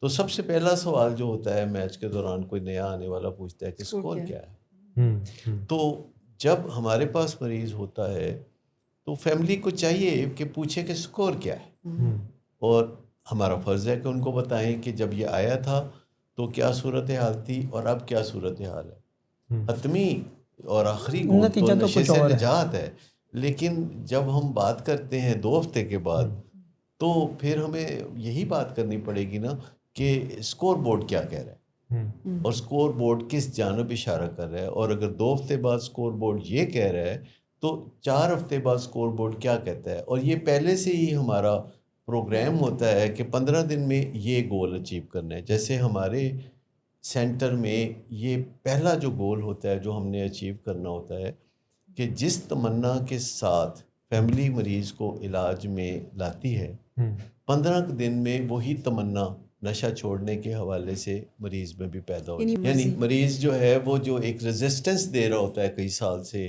کہ خبردار جو مجھے کسی نے علاج میں ڈالا. اب یہ جو آپ نے بات بتائی کہ 15 دن میں یہ چیز ہو جائے, یہ کیا یہ سکور بورڈ ہے؟ یہ سکور بورڈ کا ایک حصہ ہے. یہ یعنی سکور بورڈ یہ بھی ہے کہ دیکھیے پہلے 12 دن میں جب مریض, یعنی اس طرح سے واقعی لگتا ہے کہ یہ سارا کچھ آپس میں کنیکٹڈ ہے کہ ہم بات ایک ڈسپلن کی کر رہے ہیں لیکن دنیا میں دوسرے ڈسپلن کی جھلک آ رہی ہے, اور پہلا ڈسپلن بھی کہیں نہ کہیں آتا ہے. پہلے 15 دن کی جب ہم بات کر رہے ہیں تو بیچ میں پہلے 12 دن میں 12 ٹچ اینڈ گو میٹنگز بھی ہیں کہ فیملی آتی ہے, مریض سے ملتی ہے, اس سے بات چیت کرتی ہے. مریض پہلے دن پوچھتا مجھے کیوں داخل کرایا, مجھے کیا ہے. ہاں جی. تو فیملی اس پوزیشن میں ہو کہ وہ تحمل سے اس کو بتا سکے کہ ہم نے تمہیں کیوں داخل کرایا. کیونکہ جب ہم کسی بھی مریض کو داخل کرتے ہیں تو فیملی کے لیے مینڈیٹری ہے, لازم ہے کہ وہ ہمیں ایک 10 پوائنٹ ایجنڈا 10 پوائنٹس لکھ کے دیں کہ یہ 10 وجوہات ہیں کہ ہم اپنے مریض کو علاج گاہ میں داخل کرانا چاہتے ہیں. کیونکہ یہ نہیں ہوتا کہ کوئی آئے تو ہم کہتے ہیں آ جاؤ آ جاؤ. تو ہم تو کافی رکاوٹیں پیدا کرتے ہیں, سنجیدگی دیکھتے ہیں, موٹیویشن دیکھتے ہیں, ڈیڈیکیشن دیکھتے ہیں. ہم دیکھتے ہیں کہ کہیں جلدی یہ فزل آؤٹ تو نہیں کر دیں گے, کیونکہ لوگ اپنی مرضی سے اپنے منصوبوں کو ناکام بناتے ہیں. لیکن چونکہ ہم اسٹیک ہولڈر ہوتے ہیں, جب کسی کے پروجیکٹ پہ ہم کام کر رہے ہوتے ہیں تو وہ کسی کا پروجیکٹ نہیں رہتا, وہ ہمارا اور ان کا پروجیکٹ ہوتا ہے. اس میں میں ایک چیز ایڈ کرنا چاہوں گی, جیسے اسکور بورڈ کی بات کی نا, جیسے ہم پچھلے پروگرامز میں بھی یہ بات ڈسکس کرتے رہے کہ پیشنٹ کے حوالے سے ہمارا اسکور بورڈ کیا ہوگا, فیملی کے حوالے سے ہمارا اسکور بورڈ کیا ہوگا, اور اپنے یہ بھی ڈسکس کیا کہ پروفیشنل کے حوالے سے ایز این آرگنائزیشن ہمارا اسکور بورڈ کہاں پہ لائی کر رہا ہوتا ہے. کیا پروفیشنلز کا احتساب بھی ضروری ہے؟ ڈیفینیٹلی. لیکن اس میں جو زبان و بیان ہے یا ٹرمینالوجی ہے جی, اس کے اوپر فوکس کرنے کی ضرورت ہے. مثلا اگر کوئی کہتا ہے جی ہمارا مریض علاج میں کیسا چل رہا ہے, ٹھیک ہے, اور ہم کہتے ہیں کہ جی اچھا چل رہا ہے, تو اٹ مینس نتھنگ. یہ جو ٹرمز ہیں نا کہ اچھا چل رہا ہے, ہاں پہلے سے بہتر ہو رہا ہے, آگے اور بہتر ہو جائے گا, ہی از فائن, یہ ساری باتیں جو ہیں لپ سروس ہے. اصل بات یہ ہے کہ آپ کے پاس ڈیٹا کیا ہے, یعنی کیا اس نے اپنی بیماری کو سمجھا, کیا اس نے سچ بولنا شروع کیا, اپنے گزرے ہوئے حالات کے بارے میں بات کرتے ہوئے وہ ندامت محسوس کرتا ہے, کیا وہ سچ بولتا ہے, ڈینائل میں ہے, کیا وہ یہ سمجھتا ہے کہ وہ فیملی کا کوئی کام ہے جو علاج گاہ میں رہ کے وہ کر رہا ہے, یا علاج گاہ میں رہنا اور فیملی کا آنا جانا یہ اس کا کوئی کام ہے جو فیملی کر رہی ہے. تو بجائے اس کے کہ مریض ہر وقت اس طرح بات کرے کہ جیسے وہ علاج کروا کے تو فیملی پہ احسان کر رہا ہے, اور فیملی جو ہے اس احسان کو اپنی آنکھوں سے اور چہرے کے تاثرات سے قبول کر رہی ہو. حقیقت یہ ہے کہ فیملی بہت جدوجہد کر رہی ہوتی ہے, اور بڑے نامساعد حالات میں گزرنے کے بعد فیملی اس نتیجے پہ پہنچتی ہے کہ اس کو علاج گاہ میں ڈالا جائے. اور پھر مریض تو اپنی بیماری کی وجہ سے ریہیب میں رہتا ہے, تو فیملی کو جو روز آنا پڑتا ہے اور مریض کے ساتھ مل کے اس کی خفگی کو بھی برداشت کرنا پڑتا ہے, تو اس پروسیس کو ہم لمبا تو نہیں کھینچ سکتے. تو 15 دن کے اندر اندر ہماری کوشش ہوتی ہے کہ ٹچ اینڈ گو میٹنگز کے اندر فیملی کے اندر اعتماد بڑھتا جائے کہ ہم اس کی بہتری کے لیے کر رہے ہیں, اور مریض اس کو اکنالج کرے. تو اسی طریقے سے پھر اگلے مرحلے ہیں جن میں 1 مہینے کے اندر اندر ہم نے فیملی کے ذریعے انٹرونشن ڈیٹا پیش کروانا ہوتا ہے, جس میں تفصیلی طور پر ان واقعات کا ذکر ہوتا ہے جو نشے کے حوالے سے ہوتے ہیں, اور جن کے نتیجے میں کوئی بہت مالی نقصان ہوا ہوتا ہے, یا بدنامی ہوئی ہوتی ہے, یا تکلیف پہنچی ہوتی ہے, یا کوئی ایسا جرم سرزد ہوا ہوتا ہے جس کی تلافی ممکن نہیں. تو ان ساری باتوں کا جو تذکرہ ہے ایک خاص ٹیکنیکل انداز میں فیملی کرتی ہے کہ فلاں دن یہ ہوا تھا, ہمیں اس وقت ایسا لگا, لیکن ہمیں پتہ نہیں تھا کیا کرنا ہے, تو ہم نے غلط طرز عمل اختیار کیا, اب ہم یہ کریں, اب ہمیں پتہ چلا ہے کہ نہیں یہ صحیح نہیں تھا. اور کسی بھی فیملی کو مریض کی مدد صرف علاج میں آگے بڑھاتے ہوئے کرنی چاہیے. مریض بات یہ ہے کہ فیملی مریض کے ساتھ جب چند سال گزارتی ہے تو وہ ذہنی طور پر ایک ٹارچر سے گزر رہی ہوتی ہے. ہر دستک پہ دل زور سے دھڑکتا ہے, ایسے ہی ہے, اور ہر وقت ڈر لگتا ہے کہ دنیا کو پتہ چل جائے گا تو کیا ہوگا, اس کا مستقبل کیا ہوگا, ہمارا مستقبل کیا ہوگا. آپ یوں سمجھیں کہ نشے کے مریض کے ساتھ رہتے رہتے اہل خانہ بھی روگی ہو جاتے ہیں, اور روگی کوئی بندہ جب ہوتا ہے تو اس کا جو دماغ ہے وہ سٹیبل نہیں ہوتا. کبھی وہ غصے میں آ کے اسے برا بھلا کہتے ہیں کہ تمہاری وجہ سے ہم پر اتنی مصیبتیں آ رہی ہیں، اور کبھی انہیں یاد آ جاتا ہے کہ یہ تو ہمارا پیارا ہے، یہ تو پہلے بہت اچھا انسان تھا اور اس نے تو بچپن میں ہمیں بہت زیادہ محبت اور پیار دی ہوئی ہے، تو پھر ان کی محبت کا جوش اوپر آ جاتا ہے اور پھر اس پہ مہربانیاں اور نوازشیں کرنے لگتے ہیں۔ تو اصل چیز یہ ہے کہ فیملی کو ڈپینڈنس سے نکلنے کے لیے، یعنی اپنی جو روگی کیفیت ہے اس میں سے نکلنے کے لیے بھی جدوجہد کرے، تاکہ وہ اپنے زندگی کے جو کام کاج ہے وہ بھی کر سکیں۔ یعنی وہ موڈ مزاج کے مطابق اپنے لوڈ ون کو ڈیل نہ کریں، کسی اصول کے تحت کیونکہ ڈیل موڈ کرنا مزاج تو ان کی مرضی کے مطابق جی، ہوتا ہی نہیں، ہوتا ان ہی کو کوئی پتہ نہیں ہوتا، فیملی ممبرز کو بھی کوئی پتہ نہیں ہوتا کہ کب کس دن صبح وہ اٹھیں گے تو ان کا موڈ اچھا ہوگا اور کس دن شام کو ان کا موڈ خراب ہوگا۔ جب مریض جو ہے کوئی 2-4 قسمیں کھا لے، موڈ اچھا جب کوئی وعدے کر لے تو ان کا موڈ اچھا ہو جاتا ہے، ان کی عید ہو جاتی ہے، اور جب وہ وعدے توڑتا ہے تو ان کا موڈ بہت خراب ہو جاتا ہے۔ تو ان کا موڈ جو ہوتا ہے اس کی لگامیں مریض کے ہاتھ میں ہوتی ہے، تو سب سے پہلے تو مریض سے وہ لگامیں چھڑانے کی ضرورت ہوتی ہے کہ وہ اپنے موڈ اور مزاج کے واپس اسی طرح مالک بن جائیں۔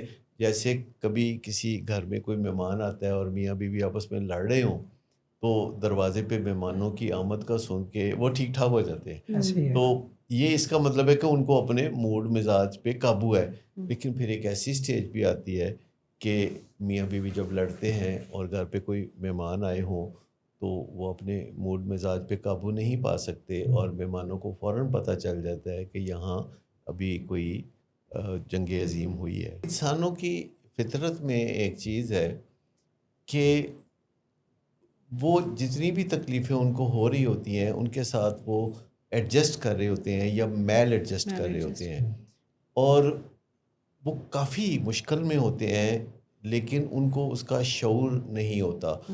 جیسے کسی بھی معاملے میں انسان کو جب بے بسی کا سامنا ہوتا ہے یا بے اختیاری یا بے طاقتی کا سامنا ہوتا ہے تو وہ کھل کے اس کو پتہ نہیں چلتا، انسان ہمیشہ سے کنفیوز ہوتا ہے اور اس کا کنفیوژن بڑی کوششوں سے دور ہوتا ہے۔ تو جب بھی کوئی بندہ مشکل میں پھنسا ہوتا ہے تو بعض اوقات وہ اس کے ساتھ میل ایڈجسٹ کر چکا ہوتا ہے اور اس کی زندگی جمود کا شکار ہوتی ہے، پر اس کو لگتا ہے کہ اس کی زندگی ٹھیک ٹھاک ہے۔ تو یہ جو پہلا قدم ہے وہ ان دو باتوں کو سمجھنا ہے کہ کیا کسی معاملے میں، نشے کے معاملے میں یا کسی بیہیویئر کے معاملے میں، کھانے پینے کے معاملے میں وہ بے اختیار ہو چکا ہے، پاور لیس ہو چکا ہے، اس کو بے بسی کا سامنا ہے، یہ بے طاقتی کا سامنا ہے، اور کیا اس کی زندگی اسی مسئلے کی وجہ سے برباد ہو چکی ہے، ان مینیجبل ہو چکی ہے۔ تو یہ ماننا سب سے پہلے ضروری، اس سے وہ دروازہ کھلتا ہے جس میں وہ تسلیم کرتا ہے کہ اب میں خود نہیں بلکہ مجھ سے بڑھ کے کوئی ہستی ہے جو مجھے زیادہ دوبارہ صحت یابی کی طرف لے جا سکتی ہے۔ اس کو ہم کہتے ہیں کہ پہلا جو قدم ہے یہ سمجھنا اپنی بے اختیاری کو اور خراب زندگی کو، یہ ایک طرح سے وہ جو ہم کہانیاں بچپن میں سنتے تھے نا، کھل جا سمسم، یعنی دروازہ کھلنے کے لیے وہ جادوئی کہانیوں میں ہوتا تھا۔ تو جب ہم کھل کر یہ مانتے ہیں کسی کے سامنے اور اپنے خدا کے سامنے کہ میری بس ہو گئی ہے، زندگی خراب ہو گئی ہے، تو یہ یہاں سے ناکامی ختم ہونا شروع ہو جاتی ہے اور کامیابی کی طرف قدم بڑھنے شروع ہو جاتے ہیں۔ لیکن یہ بہت مشکل ہوتا ہے کہ خود اپنے آپ کے سامنے یا اپنے خدا کے سامنے یا کسی دوسرے انسان کے سامنے یہ مان لینا، اپنے پیٹ پہ سے کپڑا اٹھا دینا، یہ کوئی آسان کام نہیں جو آپ ہوتا۔ نے بات کی نا کہ لوگ ایڈجسٹ کر جاتے ہیں یا میل ایڈجسٹ کر جاتے ہیں، اٹس ویری کامن۔ یعنی لوگوں کے نزدیک جن باتوں کو وہ سوچ بھی نہیں سکتے، یعنی ہم یہ سوچیں کہ اگر کوئی بھی والدین میں سے کوئی بندہ کسی کو اپنے ہاتھوں سے ڈرگ لا کے دے رہا ہے تو لوگوں کے خیال میں یہ ہوئے گا کہ ایسا ہو ہی نہیں سکتا، کون پیرنٹ ہے، تو وہی نا کہ کون سا پیرنٹ ہے جو اپنے ہاتھوں سے ڈرگ دے گا، اور لیکن ہم روز دیکھتے ہیں پیرنٹس آر ویری اس پہ ایڈجسٹ ہو چکے وجہ ہوتے ہیں۔ یہ ہے کہ ہمارے جسم میں دو سسٹم ہیں، ہمارے نروس سسٹم کے اندر دو آگے سسٹم ہیں، جن میں سے ایک سسٹم جو ہے وہ سمپیتھیٹک سسٹم کہلاتا ہے اور ایک پیرا سمپیتھیٹک سسٹم ہوتا ہے۔ یہ جو سمپیتھیٹک سسٹم ہوتا ہے اس کو ہم اپنی سادہ زبان میں پھپھے کٹن سسٹم بھی کہتے ہیں. یہ جنگل کے زمانے میں جب انسان کا سامنا جو ہے شیر کے ساتھ یا کسی جنگلی درندے کے ساتھ ہو جاتا تھا تو یہ جو سمپیتھیٹک سسٹم ہے اس وقت یہ ہماری مدد کرتا تھا کہ اگر ہم بھاگنے کا فیصلہ کریں تو وہ ہمیں بھاگنے کے لیے تیار کر دیتا یعنی تھا, حلال مچا دیتا ہے. ہلالہ مچا دیتا تھا. اور اگر وہ فیصلہ کرتا تھا کہ میں نے یعنی مقابلہ کرنا ہے تو وہ اس کے لیے تیار کر دیتا تھا. اور پھر ایک تیسری صورت بھی ہوتی تھی کہ جس کو منجمد کر دینا کہ بس وہ کچھ بھی نہیں کرے گا, نہ بھاگے گا نہ مقابلہ کرے گا.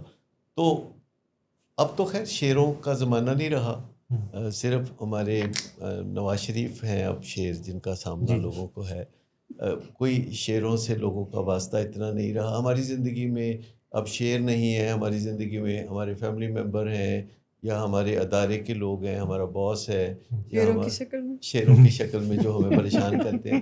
تو اس کے لیے ہمیں پیرا سمپیتھیٹک سسٹم کی اب ضرورت ہے. سمپیتھیٹک سسٹم اب ہمارا زیادہ کام نہیں آتا, ماس ہوا کہ کہیں آگ لگ گئی اور ہم نے دوڑ لگانی ہے. تو جو پیرا سمپیتھیٹک سسٹم ہے جسے ہم سجن سسٹم کہتے ہیں, یعنی جس کی وجہ سے ہم اعتماد محسوس کرتے ہیں, سکون محسوس کرتے ہیں اور کریٹیو صلاحیتیں ہوتی ہیں.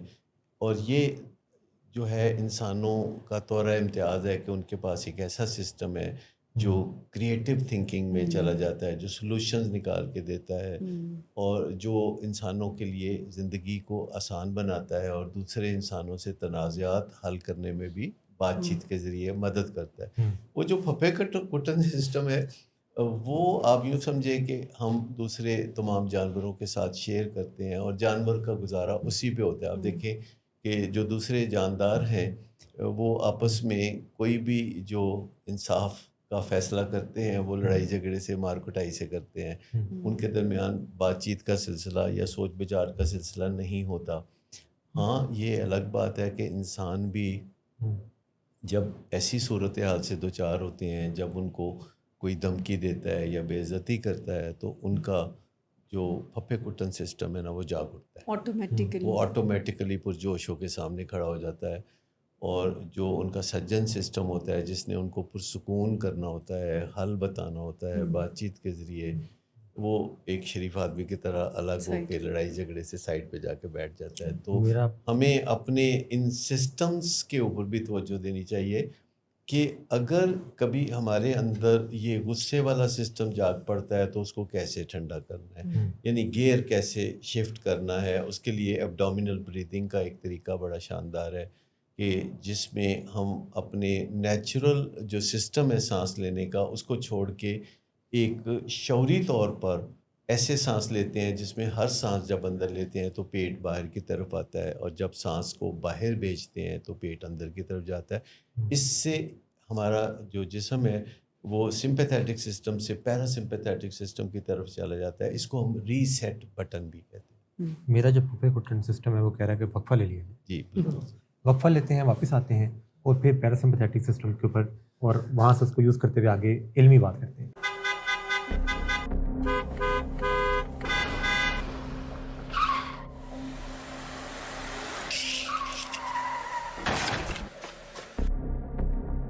گھٹیا انسان, اتنی دیر سے گیٹ کیوں کھولا؟ سوئے ہوئے تھے تم کیا؟ سر میں نے تو منٹ بھی بکواس نہیں نہ کر تم میرے ساتھ. کیا کر رہے ہیں آپ؟ ابا جی گھر پہ ہیں, نشے میں گالیاں دے رہے ہیں. خدارا ہوش میں آئے, کیا ہو گیا آپ کو؟ ہوش میں کیسے آؤں؟ سارا کیا دھرا انہی کا تو ہے. شراب نوشی کی وجہ کردار کی خرابی نہیں, موڈ کی خرابی ہے. شراب نوشی کبھی بھی نشے کی بیماری میں بدل سکتی ہے. نشے کی بیماری ہر سٹیج پر قابل علاج ہے. مدد حاصل کیجئے, کیونکہ وہ ایسا نہیں کرے گا. ولنگ ویز سے مدد حاصل کیجئے, کہیں سے بھی مدد حاصل کیجئے, لیکن فوری مدد حاصل کیجئے. جس معجزے کے انتظار میں آپ نے بہت دیر کر دی, اب وہ دستک دے رہا ہے. مدد حاصل کیجئے, مدد حاصل کیجئے, مدد حاصل کیجئے. واپسی ہو رہی ہے وقفے سے. جو ہم ڈسپلنس کے اوپر بات کر رہے ہیں تو ہم نے بریک پہ جانے سے پہلے تھرڈ ڈسپلن کے اوپر کافی بات کی کہ جو کہ ایک بڑا اونچا خواب ہے، ایک حتمی سرکاری وہ نتیجہ ہے کہ جو کہ کسی انسان نے حاصل کرنا ہے. سر جو سیکنڈ اس میں ڈسپلن آتا ہے جو کہ اسکور بورڈ کی بات کرتا ہے، کمپیلنگ اسکور بورڈ کی بات کرتا ہے، ایک ایسا اسکور بورڈ جو کہ جوش بھر دے کسی انسان میں، تو اس میں یعنی اس کی کیا اہمیت ہے اس سارے سلسلے میں؟ کیا اسکور بورڈ بنائے بغیر پروگریس ماپی نہیں جا سکتی؟ دیکھیے اسکور بورڈ جو ہے نا اس کا سب سے بڑا فائدہ یہ ہے کہ جوش بھر دیتا ہے. آپ کبھی ایسا کرکٹ میچ دیکھیں گے جس کا کوئی اسکور بورڈ ہی نہ ہو اور آپ کو پتہ ہی نہ چل رہا ہو کہ پرفارمنس کس کی اچھی ہے، دلچسپی ختم ہو جائے گی. تو دلچسپی بالکل ختم ہو جائے گی. تو یہ جو کھیل ہے، خوبصورت کھیل جس میں انسان کی زندگی بنائی جا رہی ہے اور اس میں وہ انسان خود بھی اپنی کوششوں کے ساتھ شامل ہے اور اس کے گھر والے بھی اور علاج کرنے والے بھی، تو اسکور بورڈ تو لازم ہے. کیونکہ اسکور بورڈ ہمیں 6 مہینے بعد، سال بعد یا 10 سال بعد بھی بتائے گا. ڈاکومنٹیشن کے ساتھ اسکور بورڈ ہوتا ہے. تو آپ دیکھیں کہ ابھی بھی 100 سال پہلے جو کرکٹ کے میچ ہوئے تھے ان کے اعداد و شمار جو ہے کوٹ کیے جاتے ہیں. اس کا فائدہ یہ ہوتا ہے کہ جو نئے آنے والے ہیں وہ اس میں بہتری پیدا کرتے ہیں. جب کسی کی پرفارمنس سے پچھلا کوئی ریکارڈ ٹوٹتا ہے تو اس کا بھی ذکر ہوتا ہے اور پھر آگے کی جد و جہد شروع ہوتی ہے. دنیا میں ریکارڈ بنتے ہی ٹوٹنے کے لیے ہیں اور انسان کے ارتقاء کی منزلیں ایسے ہی طے ہوتی ہیں. تو اسکور بورڈ میں بہت ساری چیزیں ہیں جن کو ڈاکومنٹ کیا جاتا ہے. یعنی ایک گول مول سی بات کا نشہ چھوڑا کہ نہیں، یہ تو سب کرتے ہیں، لیکن اسکور بورڈ بتاتا ہے کہ مریض کے ساتھ کتنے سیشن ہوئے، ان سیشنز کا نتیجہ کیا نکلا، مریض کے اندر نظریاتی تبدیلی کیا آئی، پہلے وہ کیا کہتا تھا اب وہ کیا کہتا ہے، کیا وہ ڈینائل سے نکلا یا ابھی بھی وہ دوسروں کو بلیم دے کے تو اپنی زندگی کو چلانا چاہ رہے، کیا اب بھی وہ سچ بولنے کے لیے آمادہ ہے یا اب بھی وہ بالکل پرانی ڈگر پہ چل رہا ہے، کیا وہ ابھی بھی ڈے ڈریمنگ کرتا ہے کہ جب وہ جائے گا تو وہ نشہ کرے گا، یا وہ فکر مند ہے کہ میں جاؤں گا تو مشکلات کا سامنا کیسے کروں گا، میں کس کس سے مدد لوں گا، کس موقع میں میں کس سے رابطہ کروں گا. ہم نے دیکھا کہ ہمارے مریض جب چھٹی نزدیک آئی ہوتی ہے تو وہ تھوڑا فکر مندی کا شکار ہوتے ہیں، بے چینی ہوتی ہے کہ مجھے ایسے لگ رہا ہے جیسے باہر جا کے میں ولنریبل ہو جاؤں گا. تو ہم کہتے ہیں ہاں ایسا ہوگا، لیکن آپ اپنی ولنریبلٹی کے لیے جو ریسورسز ہیں، ہیومن ریسورسز ہیں اور جو علم کے ریسورسز ہیں، ہم اسے بتاتے ہیں کہ تم چیٹ جی پی ٹی سے کیسے مدد لے سکتے ہو، تم یوٹیوب سے کیسے مدد لیتے ہو، تم اپنے کاؤنسلر سے رابطہ کیسے کرو گے. یعنی اسکور بورڈ میں یہ بات کرنا by the end of the indoor کہ میں ولنریبل فیل کر رہا ہوں اور اس پہ مدد لینا، یہ رائٹ اسکور ہے. یہ رائٹ اسکور نہیں ہوئے گا کہ اگر کوئی پیشنٹ یہ کہتا ہے کہ میں بہت کانفیڈنٹ ہوں، میرے سامنے بھی آپ ڈرگ رکھیں، اب میں کبھی اس کو ہاتھ بھی نہ لگاؤں یا دیکھوں بھی نہ. تو وہ اور فیملی کا بھی کانفیڈنٹ ہونا کہ ان کا اس بات پہ کتنا دھیان ہے کہ یہ دوبارہ تو نہیں کر دے گا نشہ، یعنی یہ دوبارہ نشہ کر لے گا، اس بارے میں خوفزدہ ہونے کی بجائے وہ اس بات پہ دھیان ہوتا ہے ان کا کہ اچھا اب جو بھی یہ کرے گا تو وی ہیو دا اسکل کٹ کہ اچھا اگر یہ کرے گا تو ہم نے یہ کرنا ہے، اگر وہ یہ کرے. کیونکہ ٹریٹمنٹ میں ہم فیملیز کو بتا رہے ہوتے ہیں کہ آئندہ آنے والے دنوں میں یعنی نیکسٹ 100 ڈیز میں کیا کیا پرابلمز آ سکتی ہیں اور اس کا سلوشن یہ ہوگا. دیکھیے جو اسٹرکچرڈ پروگرام ہوتا ہے اس میں یہ دھڑکا نہیں لگا ہوتا کہ مریض نشہ پتہ نہیں کرے گا کہ نہیں کرے گا. گھر والوں کو واضح طور پر پتہ ہوتا ہے کہ نہیں کرے گا یا کرے گا، یا اس کی ولنریبلٹی کا درجہ کیا ہے 1 to 10 کے اسکیل پہ. اس میں کوئی انسرٹنٹی والی بات نہیں ہوتی، کوئی انپریڈکٹیبلٹی والی بات نہیں ہوتی، انکنٹرولبلٹی والی بات نہیں ہوتی. یہ ساری جد و جہد جتنی کوئی کرتا ہے اتنی اس کو پتہ ہوتا ہے اور اس کے مطابق وہ نتیجے کی توقع رکھتا ہے. آپ دیکھیے کہ دنیا میں سب سے بڑا فساد تب پیدا ہوتا ہے جب لوگ یہ سوچنے لگتے ہیں کہ کسی جد و جہد کے بغیر ان کو ثمرات ملیں گے، ان کو کامیابی ملے گی، اور اس سے بھی بڑا مسئلہ تب پیدا ہوتا ہے کہ جب لوگ یہ سوچنے لگتے ہیں کہ اگر وہ جد و جہد کریں گے بھی تو کچھ نہیں ملے گا، کوئی پھل نہیں ملے گا، ناکامی ملے گی۔ لیکن آپ دیکھیں کہ جو پچھلے 300-400 سال سے یہ جو ایجوکیشنل سسٹم ہے، تو کوئی ماں باپ اپنے ایسے بچے کے بارے میں جو پڑھتا نہیں ہے یہ نہیں سوچتے کہ یہ کوئی گولڈ میڈل لے گا، لیکن بہت سارے بچے خود یہ سوچتے ہیں کہ اگرچہ وہ بہت پڑھتے ہیں لیکن انہیں کامیابی کا یقین نہیں ہوتا، خاص طور پر امتحان سے ایک دن پہلے وہ ماں باپ کی جان کھا رہے ہوتے ہیں کہ مجھے تو کچھ یاد نہیں، مجھے تو سب بھول گیا ہے، دعا کرو، تو وہ کہتے ہیں اب دعا کرو۔ تو بات یہ ہے کہ جد و جہد جو ہے وہ اصل چیز ہے، جی انسان کے لیے بس وہی ہے جس کی اس نے صحیح کی، جد و جہد کی، اور اگر انسان اپنے لیے وہ کچھ نہیں کرتا جو اسے کرنا ہے تو پھر اللہ تعالیٰ بھی اس کی مدد نہیں کرتا۔ جو مقصد ہے نا، جب آپ وہ تلاش کر لیتے ہیں تو آپ کے جو گولز ہیں وہ بڑے آسان ہو جاتے ہیں، سیدھی لائن میں آ جاتے ہیں، وہ ایک دوسرے کے پیچھے کھڑے ہو جاتے ہیں، مقصد حیات اور مقصد حیات جو ہے اس کی چھتر چھایا کے نیچے جو آپ کے گولز ہیں وہ خود بخود اچیو ہوتے ہیں۔ جیسے ہم کہتے ہیں کہ جو اچھا علاج ہے اس کی بائی پروڈکٹ ہے کہ پتہ بھی نہیں چلتا کب مریض نے نشہ چھوڑ دیا، کب اس کی کریونگ ختم ہو گئی اور کب اس نے آگے بڑھنا شروع کیا۔ بڑی شاندار آپ کی کتاب ہے، مجھے یہاں سے یاد آئی، سودا کیسے بیچے، یعنی وہ مجھے لگتا ہے کہ ہر انسان کو وہ جس فیلڈ سے ہے اس کو پڑھنی چاہیے، کیونکہ ہم بھی سودا بیچتے ہیں، جب نظریات بیچتے ہیں تو ہم بھی سودا بیچ رہے ہیں، کوئی کرکٹر بھی سودا بیچتا ہے، کوئی دکاندار بھی سودا بیچتا ہے، ماں باپ بھی سودا ماں باپ بھی سودا ہی بیچ رہے ہوتے ہیں، جب بچے کو تو پتر تو پڑھ لے، اس میں اپنے مقصد حیات سودا ہی بیچ رہے ہوتے ہیں، پتر تو اتھے بیاہ کر لے، پتر تو ڈاکٹر بن جا۔ مطلب یہ ساری جو ماں باپ اور اولاد کے درمیان یا فیملی ممبرز کے درمیان گفتگو ہو رہی ہوتی ہے تو at the end of the day سب سودا ہی بیچ رہے ہوتے ہیں۔ اس میں آپ نے یہ مقصد حیات کا اور یہ جو گولز ہیں اس کا بڑا شاندار وہ ذکر کیا ہوا ہے کہ ایونچولی جو اصل چیز ہے وہ تو ہے کہ جو انسان کا مقصد حیات ہے کہ وہ کیا رکھتا ہے، اور وہ تب تک زندہ رہتا ہے جب تک سانس مقصد حیات ایک ٹیل ونڈ کی طرح ہے۔ آپ دیکھیں کہ جب کسی جہاز کو ٹیل ونڈ ملتی ہے تو وہ گھنٹہ 1.5 گھنٹہ پہلے اپنے منزل پہ پہنچ جاتا ہے بعض اوقات۔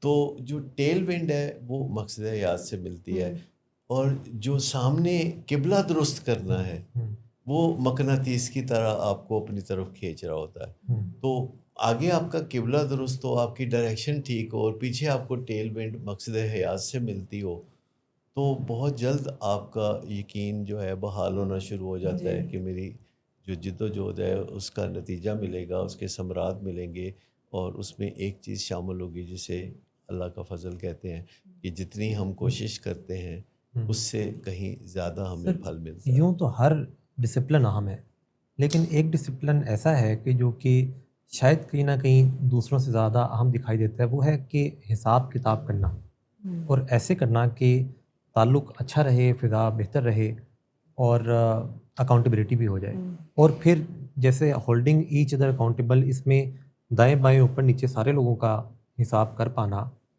تو اس کے بارے میں یعنی اس کی کیا خاص اہمیت ہے باقی تینوں کو ساتھ رکھتے ہوئے، ان کو سامنے رکھتے ہوئے، تینوں ڈسپلنس کو، ہولڈنگ ایچ ادر اکاؤنٹیبل؟ دیکھیے جتنے لوگ بھی اسٹیک ہولڈرز ہوتے ہیں جن میں خود مریض بھی شامل ہے، اہل خانہ بھی ہیں اور علاج کرنے والے بھی ہیں، انہیں ایک دوسرے کے ساتھ ہفتہ وار باقاعدہ میٹنگز کر کے حساب کتاب کرنے کی ضرورت ہوتی ہے کہ جو کہا گیا تھا وہ کیا کہ نہیں، جو وعدہ کیا تھا وہ ڈیلیور کیا کہ نہیں۔ اور اس میں یہ کوئی کچہری لگانے والی بات نہیں ہے، بڑے پیار سے محبت سے، کیونکہ ایک ہی ٹیم کے جو ممبرز ہوتے ہیں، جب جیسے فٹ بال کا گیم ہوتا ہے تو اس میں پاس لیا جا رہا ہوتا ہے، پاس دیا جا رہا ہوتا ہے۔ دیکھیں یہ جو بین الاقوامی پروگرام ہے نا نشہ چھوڑنے کا، اس کا 10واں سٹیپ یہ ہے کہ ہر روز اپنا حساب کتاب کیا جائے، اور جب ہم کوئی غلطی کریں تو ہم پرومپٹلی اس کو ایڈمٹ کریں، تو یہ اس کا ایک بہت لازمی حصہ ہے۔ تو یہ جو حساب کتاب ہے یہ اگر صحیح طریقے سے نہ کیا جائے تو یہ پورے منصوبے کو سیبوٹیج کر دیتا ہے۔ اس کی اہمیت سب سے زیادہ ہے کہ جب آپ پہلے دوسرے اور تیسرے ڈسپلن پہ کام کر رہے ہوتے ہیں، محنت کر رہے ہوتے ہیں، تو اپنا کیا درا برباد کر سکتے ہیں کہ اگر ہم نے ایک دوسرے کے ساتھ جو احتساب کا عمل ہے، جو جواب دہی کا عمل ہے، اس کو سلامتی سے نہیں کیا۔ سر جواب دہی کے بارے میں یعنی لوگوں کا یہ ایک مس پرسیپشن ہے، مجھے لگتا ہے کہ جواب دہی یا احتساب کا مطلب ہے بے عزتی کرنا یا روڈ ہو جانا۔ جب ہم اس کو ان ڈیپتھ پڑھتے ہیں نا، یہ 4 ڈسپلن میں بھی اینڈ ادروائز بھی، کہ اکاؤنٹیبلٹی نام ہی اس چیز کا ہے کہ آپ اکاؤنٹیبلٹی کسی کی لیں اور سلامتی کے ساتھ، اس کے احترام کو وائلیٹ کیے بغیر اگر آپ کسی سے سوال جواب کرتے ہیں جس کا نتیجہ کوئی نکلتا ہے تو اصل احتساب اس کو کہتے ہیں۔ یہ انٹائٹلمنٹ کے ساتھ کسی کی بے عزتی کر دینا کہ اچھا یہ کیوں نہیں کیا، تو یا تو اگلا ڈیفینس میں چلا جاتا ہے یا اوفینسو ہو جاتا ہے۔ اور سب سے بڑی بات ہے کہ جب ہم حساب کتاب کرتے ہیں کسی منصوبے میں، جو سٹیک ہولڈرز ہوتے ہیں آپس میں بیٹھ کے جب بات چیت کرتے ہیں، تو اگر اس میں بے عزتی کا شائبہ آ جائے یا اگلے کو لیٹ ڈاؤن کرنا، نیچا دکھانا، اس طرح کی کوشش کرنا، دھمکیاں دینا آ جائے، تو اس سے شیم بڑھتی ہے، اور جب شیم بڑھتی ہے تو لوگ چھپنے لگتے ہیں، لوگ سامنا کرنے سے گھبرانے لگتے ہیں۔ اور جب آپ عزت سے بات کرتے ہیں، جب آپ بہت پیار سے بات کرتے ہیں پر بات ضرور کرتے ہیں، جب آپ اپنی ٹون ٹھیک رکھتے ہیں، جب آپ فیشل ایکسپریشن اچھے رکھتے ہیں، باڈی لینگویج بھی صحیح رکھتے ہیں، تو دوسرا آگے بڑھتا ہے، اور اگر اس سے غلطی ہو تو وہ اسے تسلیم کر لیتا ہے اور آئندہ اپنے طرز عمل میں تبدیلی لے آتا ہے۔ تو یہ جو چوتھا ڈسپلن ہے، یہ اصل روح اس پروگرام کی اس کے اندر ہے کہ فیملی ممبر جب آپس میں بات کریں تو بلیم گیم نہ کریں، اگر وہ پروفیشنل سے بات کریں تو بلیم گیم نہ ہو، بجائے آپس میں لڑنے کے سب مل کے بیماری سے لڑیں۔ یہ بہترین نظریہ ہو سکتا ہے، لیکن جو ہی ہم آپس میں لڑنا شروع کرتے ہیں اسٹیک ہولڈرز، تو بیماری کنارے پہ کھڑے ہو کے مسکرانے لگتی ہے۔ فزل آؤٹ تب ہوتی ہیں جب حساب کتاب نہیں ہوتا چیزوں پہ۔ دیکھیے، جب حساب کتاب نہیں ہوتا تو فزل آؤٹ نہیں ہوتا، پر نتیجہ نہیں نکلتا۔ پر جب حساب کتاب کیا جاتا ہے اور سلامتی کا خیال نہیں رکھا جاتا تو پھر چیزیں فزل آؤٹ ہو جاتی ہیں، سیبوٹیج ہو جاتی ہیں۔ لہٰذا جو اصل روح پھونکی جاتی ہے اس پروگرام میں کامیابی کی، وہ حساب کتاب سے ہوتی ہے جو سلامتی کے ساتھ کیا جائے۔ یعنی کسی کو یہ نہ لگے کہ اس میں مجھے ڈیفینڈ کرنے کی ضرورت ہے، کیونکہ یہ جو ڈیفینسونیس ہے، یہ جو دفاعیت ہے، یہ انسان کو اصل مقصد سے ہٹا دیتی ہے۔ کیونکہ 4 چیزیں ہیں جو کہ حساب کتاب میں خطرہ پیدا کر سکتی ہیں۔ پہلی چیز ہے کہ ہم تنقید کرنا شروع کر دیں، کریٹیسزم کرنا شروع کر دیں۔ اچھا، اگر ہمیں کوئی شکایت ہے تو وہ ہم ضرور کریں گے، لیکن اگر ہم ایک وقت میں ایک شکایت کر لیں تو اچھا ہے۔ اگر ہم نے پلندہ اکٹھا کیا ہوا ہے شکایتوں کا، پچھلے کئی دنوں سے دل میں رکھی ہوئی باتیں بلرٹ آؤٹ کر رہے ہیں، تو اس کو ہم کریٹیسزم کہتے ہیں۔ دوسری بات ہے کہ جب کریٹیسزم ہو جاتی ہے تو بعض اوقات کریٹیسزم میں اتنا مومنٹم پیدا ہو جاتا ہے کہ وہ توہین آمیزی کے زمرے میں شامل ہو جاتی ہے اور بے عزتی کا عنصر بیچ میں آ جاتا ہے۔ جب یہ صورتحال پیدا ہوتی ہے تو سامنے والا جو ہے وہ دفاعیت میں چلا جاتا ہے۔ اب دفاعیت میں اور دفاع میں فرق ہے۔ اگر کوئی حملہ کرتا ہے اور ہم اس کے 6 جہاز گرا دیتے ہیں تو یہ دفاع ہے، لیکن اگر ہم پھر بہت زیادہ اس معاملے کو طوالت دینے لگتے ہیں کہ ہم بہت اچھے ہیں، ہم نے تو کوئی غلطی کی نہیں، ہم سے تو ماضی میں بھی کوئی قصور نہیں ہوا اور ہم سے تو قصور ہو ہی نہیں سکتا، تو اس کو ہم پھر دفاعیت کہتے ہیں۔ اور یہ سب کچھ جب ہوتا ہے تو پھر سب سے بڑا جو ظالمانہ حصہ ہے اس کا وہ سامنے آتا ہے، وہ سائلنس ہے، سائلنس کلز۔ یعنی جب 2 لوگوں کے درمیان جو مل کے کسی منصوبے میں چل رہے ہیں خاموشی ہو جاتی ہے، جیسے میاں بیوی مل کے ایک منصوبے میں چل رہے ہوتے ہیں، یعنی ازدواجی زندگی کے منصوبے میں، اور ان میں خاموشی آ جائے تو یہ طلاق کی سب سے بڑی وجہ بن جاتی ہے۔ سب سے زیادہ طلاقیں اس ٹائم ہوتی ہیں جب سرد مہری چل رہی ہوتی ہے اور خاموشیاں چل رہی ہوتی ہیں۔ تو جہاں بھی سانجھ ہوتی ہے کسی منصوبے میں لوگوں کی، چاہے وہ اہل خانہ سے ہو یا آپ کا ماہرین کے ساتھ رابطہ ہو، پروفیشنلز کے ساتھ آپ بات چیت کر رہے ہوں، تو اس میں سب سے بہترین چیز ہے کہ گفتگو شنید چلتی رہنی چاہیے، اور ہر گفتگو کے آخر میں یہ گنجائش باقی رکھیں کہ جب چاہیں بات چیت کو دوبارہ کیا جا یعنی سکے۔ حقائق کو بتائیں، یعنی سلامتی کے ساتھ ہم ایسے احتساب کر سکتے ہیں کہ حقائق کو بتاتے رہیں آپ، لیکن اس میں کوئی ججمنٹ نہیں بنانی چاہیے کہ یہ جو آپ بتائیں کہ آپ مثال کے طور پر اگر آپ کہتے ہیں کہ یہاں تک ہم نے فیملی پوچھ سکتی ہے اپنے لوڈ ون سے ڈیورنگ دا ٹریٹمنٹ کہ ہم یہ امید کر رہے تھے کہ آپ کو ایک ریئلائزیشن ہو جائے گی، اور ابھی ہم محسوس کرتے ہیں کہ آپ کو ریئلائزیشن نہیں ہوئی۔ اب یہ حقائق بتانے میں، اور یہ بھی فیملی اگر غلط طریقے سے احتساب کرے تو وہ یہ کہ تم چاہتے ہی نہیں ہو ٹھیک ہونا، اتنا ہمارا پیسہ لگ گیا ہے، ہم روز یہاں خوار ہو رہے ہیں، تم بھی یہاں پہ خوار، تو وہ اصل جو روح ہے کہ وہ جو مسئلہ ہے ہم رزلٹ کیوں نہیں لے پا رہے، لیٹس ٹاک اباؤٹ اٹ، وہی ختم ہو جاتا ہے، اور وہ پھر بلیم گیم لیکن شروع ہو جاتی ہے۔ جو جواب دہی کا عمل ہے اس میں انکنڈیشنل ریگارڈ چاہیے، یعنی منیمم بیس لائن ریگارڈ جو ایک انسان کو دوسرے انسان کا کرنا ہوتا ہے، اس کو انکنڈیشنل ریگارڈ کو ہم یہ کہتے ہیں کہ یہ دل کے اندر کسی خفیہ جگہ پر ہوتا ہے، یہ اس پروٹوکول کا نام نہیں ہے جو آپ مہمان نوازی میں کرتے ہیں یا کسی کو ویلکم کرتے ہوئے یا الوداع کرتے ہوئے کہتے ہیں یا آپ کھانا شانا کھلاتے ہیں۔ یہ ایک ایسی چیز ہے، یہ ایک روحانی چیز ہے جو آپ کے دل میں کسی کے حوالے سے ہوتی ہے کہ آپ ایک انکنڈیشنل ریگارڈ رکھتے ہیں دوسرے انسانوں کے لیے۔ دوسری بات ہے کہ آپ ججمنٹ نہیں پاس کرتے کہ آپ جو ہے وہ تو ہماری زندگی کو خراب کر رہے ہیں، یا تو آپ یہ چاہتے ہی نہیں کہ ہمارا کوئی فائدہ ہو، آپ نے ہماری زندگی کو برباد کیا ہوا ہے، تو یہ ججمنٹ ہے۔ اور تیسری چیز ہے ریڈیکیولنگ ایٹیچیوڈ، کہ کوئی نہ کوئی بات میں طنز پیدا کر دینا، کوئی غیر ضروری لوز ٹاک کر دینا۔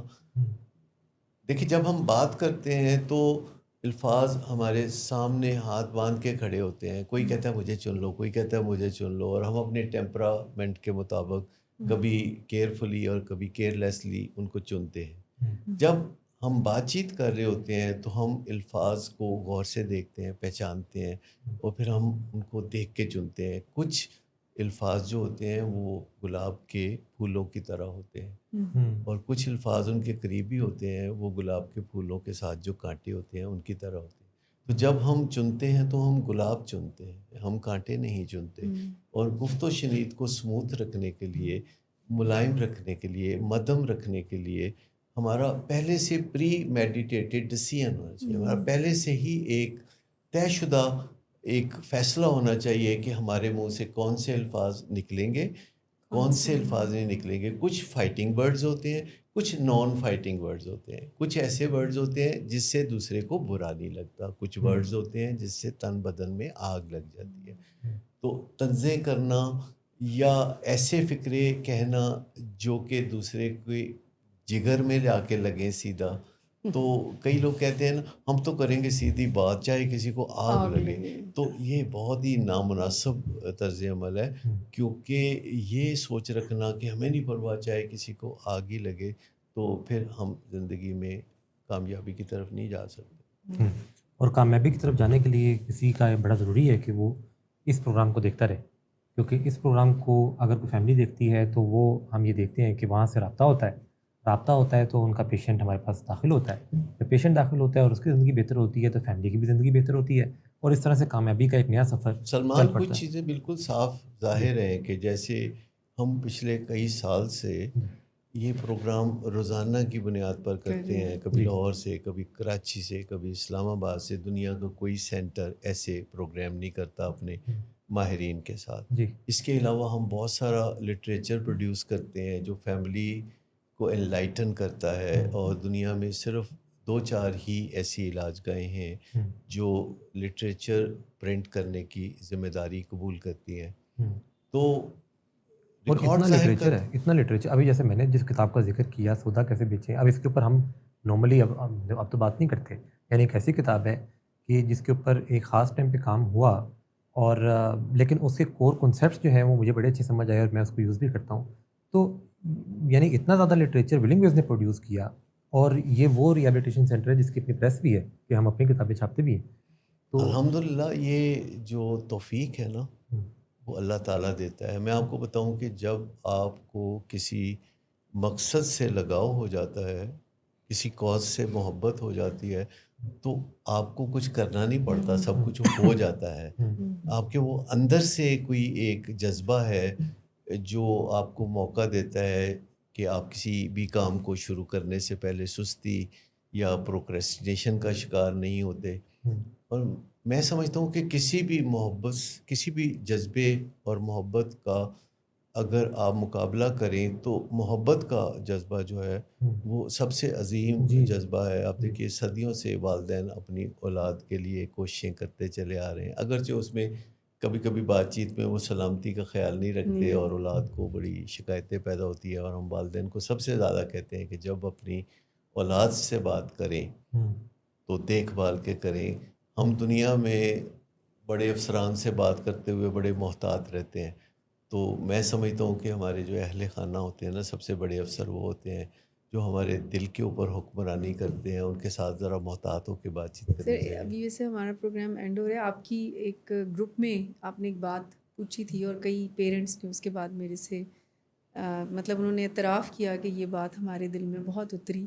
آپ نے سوال کیا تھا پیرنٹ سے ہمارے اسٹیک ہولڈر سیشن میں کہ بچے والدین کو یہ کیوں کہتے ہیں کہ تسی ساڈے لیے کیتا ہی کیے, اور اس کا جواب پھر کافی ہم نے پروب بھی کیا, بہت پیرنٹس نے جواب بھی دیا. یہ تقریباً سارے والدین کو فکرہ سننا پڑتا ہے, اور والدین حیران ہو کے ادھر ادھر دیکھ لیتے ہیں کیا کی رہے ہیں, ہم نے تو ان کے لیے اتنا کچھ کیا ہے. لیکن اس کا اگر آپ آسان ٹرانسلیشن, آسان اردو میں ٹرانسلیشن کرنا چاہتے ہیں تو وہ یہ ہے کہ بچے یہ کہنا چاہ رہے ہوتے ہیں کہ آپ نے ہم میں گڈ فیلنگ کیوں نہ کریٹ کی, آپ نے ہمارے احساس پہ کیوں نہ کام کیا.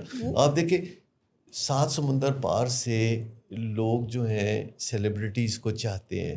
ابھی دیکھیے یہ جو فٹ بال کا جو ورلڈ کپ ہوا ہے, اس میں پاکستان میں رونالڈو, میسی اور کئی کھلاڑیوں سے لوگوں کی محبت کا عالم دیکھے تو پاکستان میں لوگوں نے اپنے بچوں کا نام ان کے نام پہ رکھ دیا. اسی طرح اگر آپ فلمی اداکاروں کو دیکھیں تو جو محبت کے جذبے کو اجاگر کرتے ہیں, کسی ویلن کو کوئی یاد نہیں کرتا, نہ ہی اس سے کوئی پیار کرتا ہے. اسی طرح کرکٹرز کو دیکھیں کہ جو اپنے کھیل سے قوم کو شادمانی سے سرشار کرتے ہیں تو لوگ انہیں کبھی بھولتے نہیں ہیں, اور لوگ ان سے اتنی محبت کرتے ہیں کہ کسی کو سمجھ نہیں لگتی کہ لوگ اس کرکٹر سے اتنی محبت کیا کرتے ہیں, کیوں کرتے ہیں. آپ یوں سمجھے کہ آپ نے کئی سال پہلے بھی کسی کو کیسا فیل کرنے میں مدد دی تھی, اچھا یا برا, اس کے نقوش انمٹ ہوتے ہیں. یعنی الفاظ شاید نہ یاد رہیں, وہ فیلنگز آپ کو ضرور یاد رہتی ہیں. فیلنگز کبھی بھی آپ مٹا نہیں سکتے. باقی دنیا میں سب کچھ بدلتا رہتا ہے, لیکن انسانوں کے اندر جو فیلنگز کریٹ ہوتی ہیں تو وہ بدلی نہیں جا سکتی. پہلے اچھی فیلنگز ہوتی ہیں تو وہ بھی برقرار رہتی ہیں, اس کے بعد بری فیلنگز آتی ہیں تو وہ بھی برقرار رہتی ہیں. تو لو ہیٹ ریلیشن شپ ایسے ہی تو بنتا ہے. یعنی آپ یہ نہ سمجھے کہ اگر پہلے آپ کسی کا دل دکھائیں گے اور پھر آپ کسی کو خوشی دیں گے تو وہ جو دل دکھانے والی بات ہے وہ غائب ہو جائے گی. نہیں, وہ اپنی جگہ برقرار رہے گی, لیکن جو آپ نے کسی کو تلافی کی یا معافی مانگی یا اس کا دل خوش کیا تو وہ اپنی جگہ اپنے مقام پہ وہ چیز کھڑی ہوگی. ڈاکٹر ذاکر جی آپ کا بہت شکریہ اتنی مفید گفتگو کے لیے. اور یہ جو 4 ڈسپلنس ہیں سوبرائٹی کے, اس کے اوپر مزید بھی بات ہوتی رہے گی, لیکن یہ 4 ڈسپلن جو ہیں یہ سمجھ لینا کہ یہ کوئی ایک سائنس ہے جو کہ چلتی ہے. کوئی آئیڈیا بنانا اور وہ یعنی کوئی کمال نہیں کرتا, کوئی آئیڈیا بتا دینا کمال نہیں کرتا, اس آئیڈیا کو ایگزیکیوشن تک لے کر جانا اور فضل آؤٹ نہ ہونے دینا, یہ اصل کمال ہے جو کہ اس سائنس کے ذریعے آتا ہے. سر آپ کا بہت شکریہ, مشمل آپ کا بہت شکریہ, آپ کا بہت شکریہ کہ آپ اس پروگرام کو دیکھتے ہیں, پسند کرتے ہیں. اپنا اور اپنے پیاروں کا بہت سارا خیال رکھیے. اللہ امین. ناصر.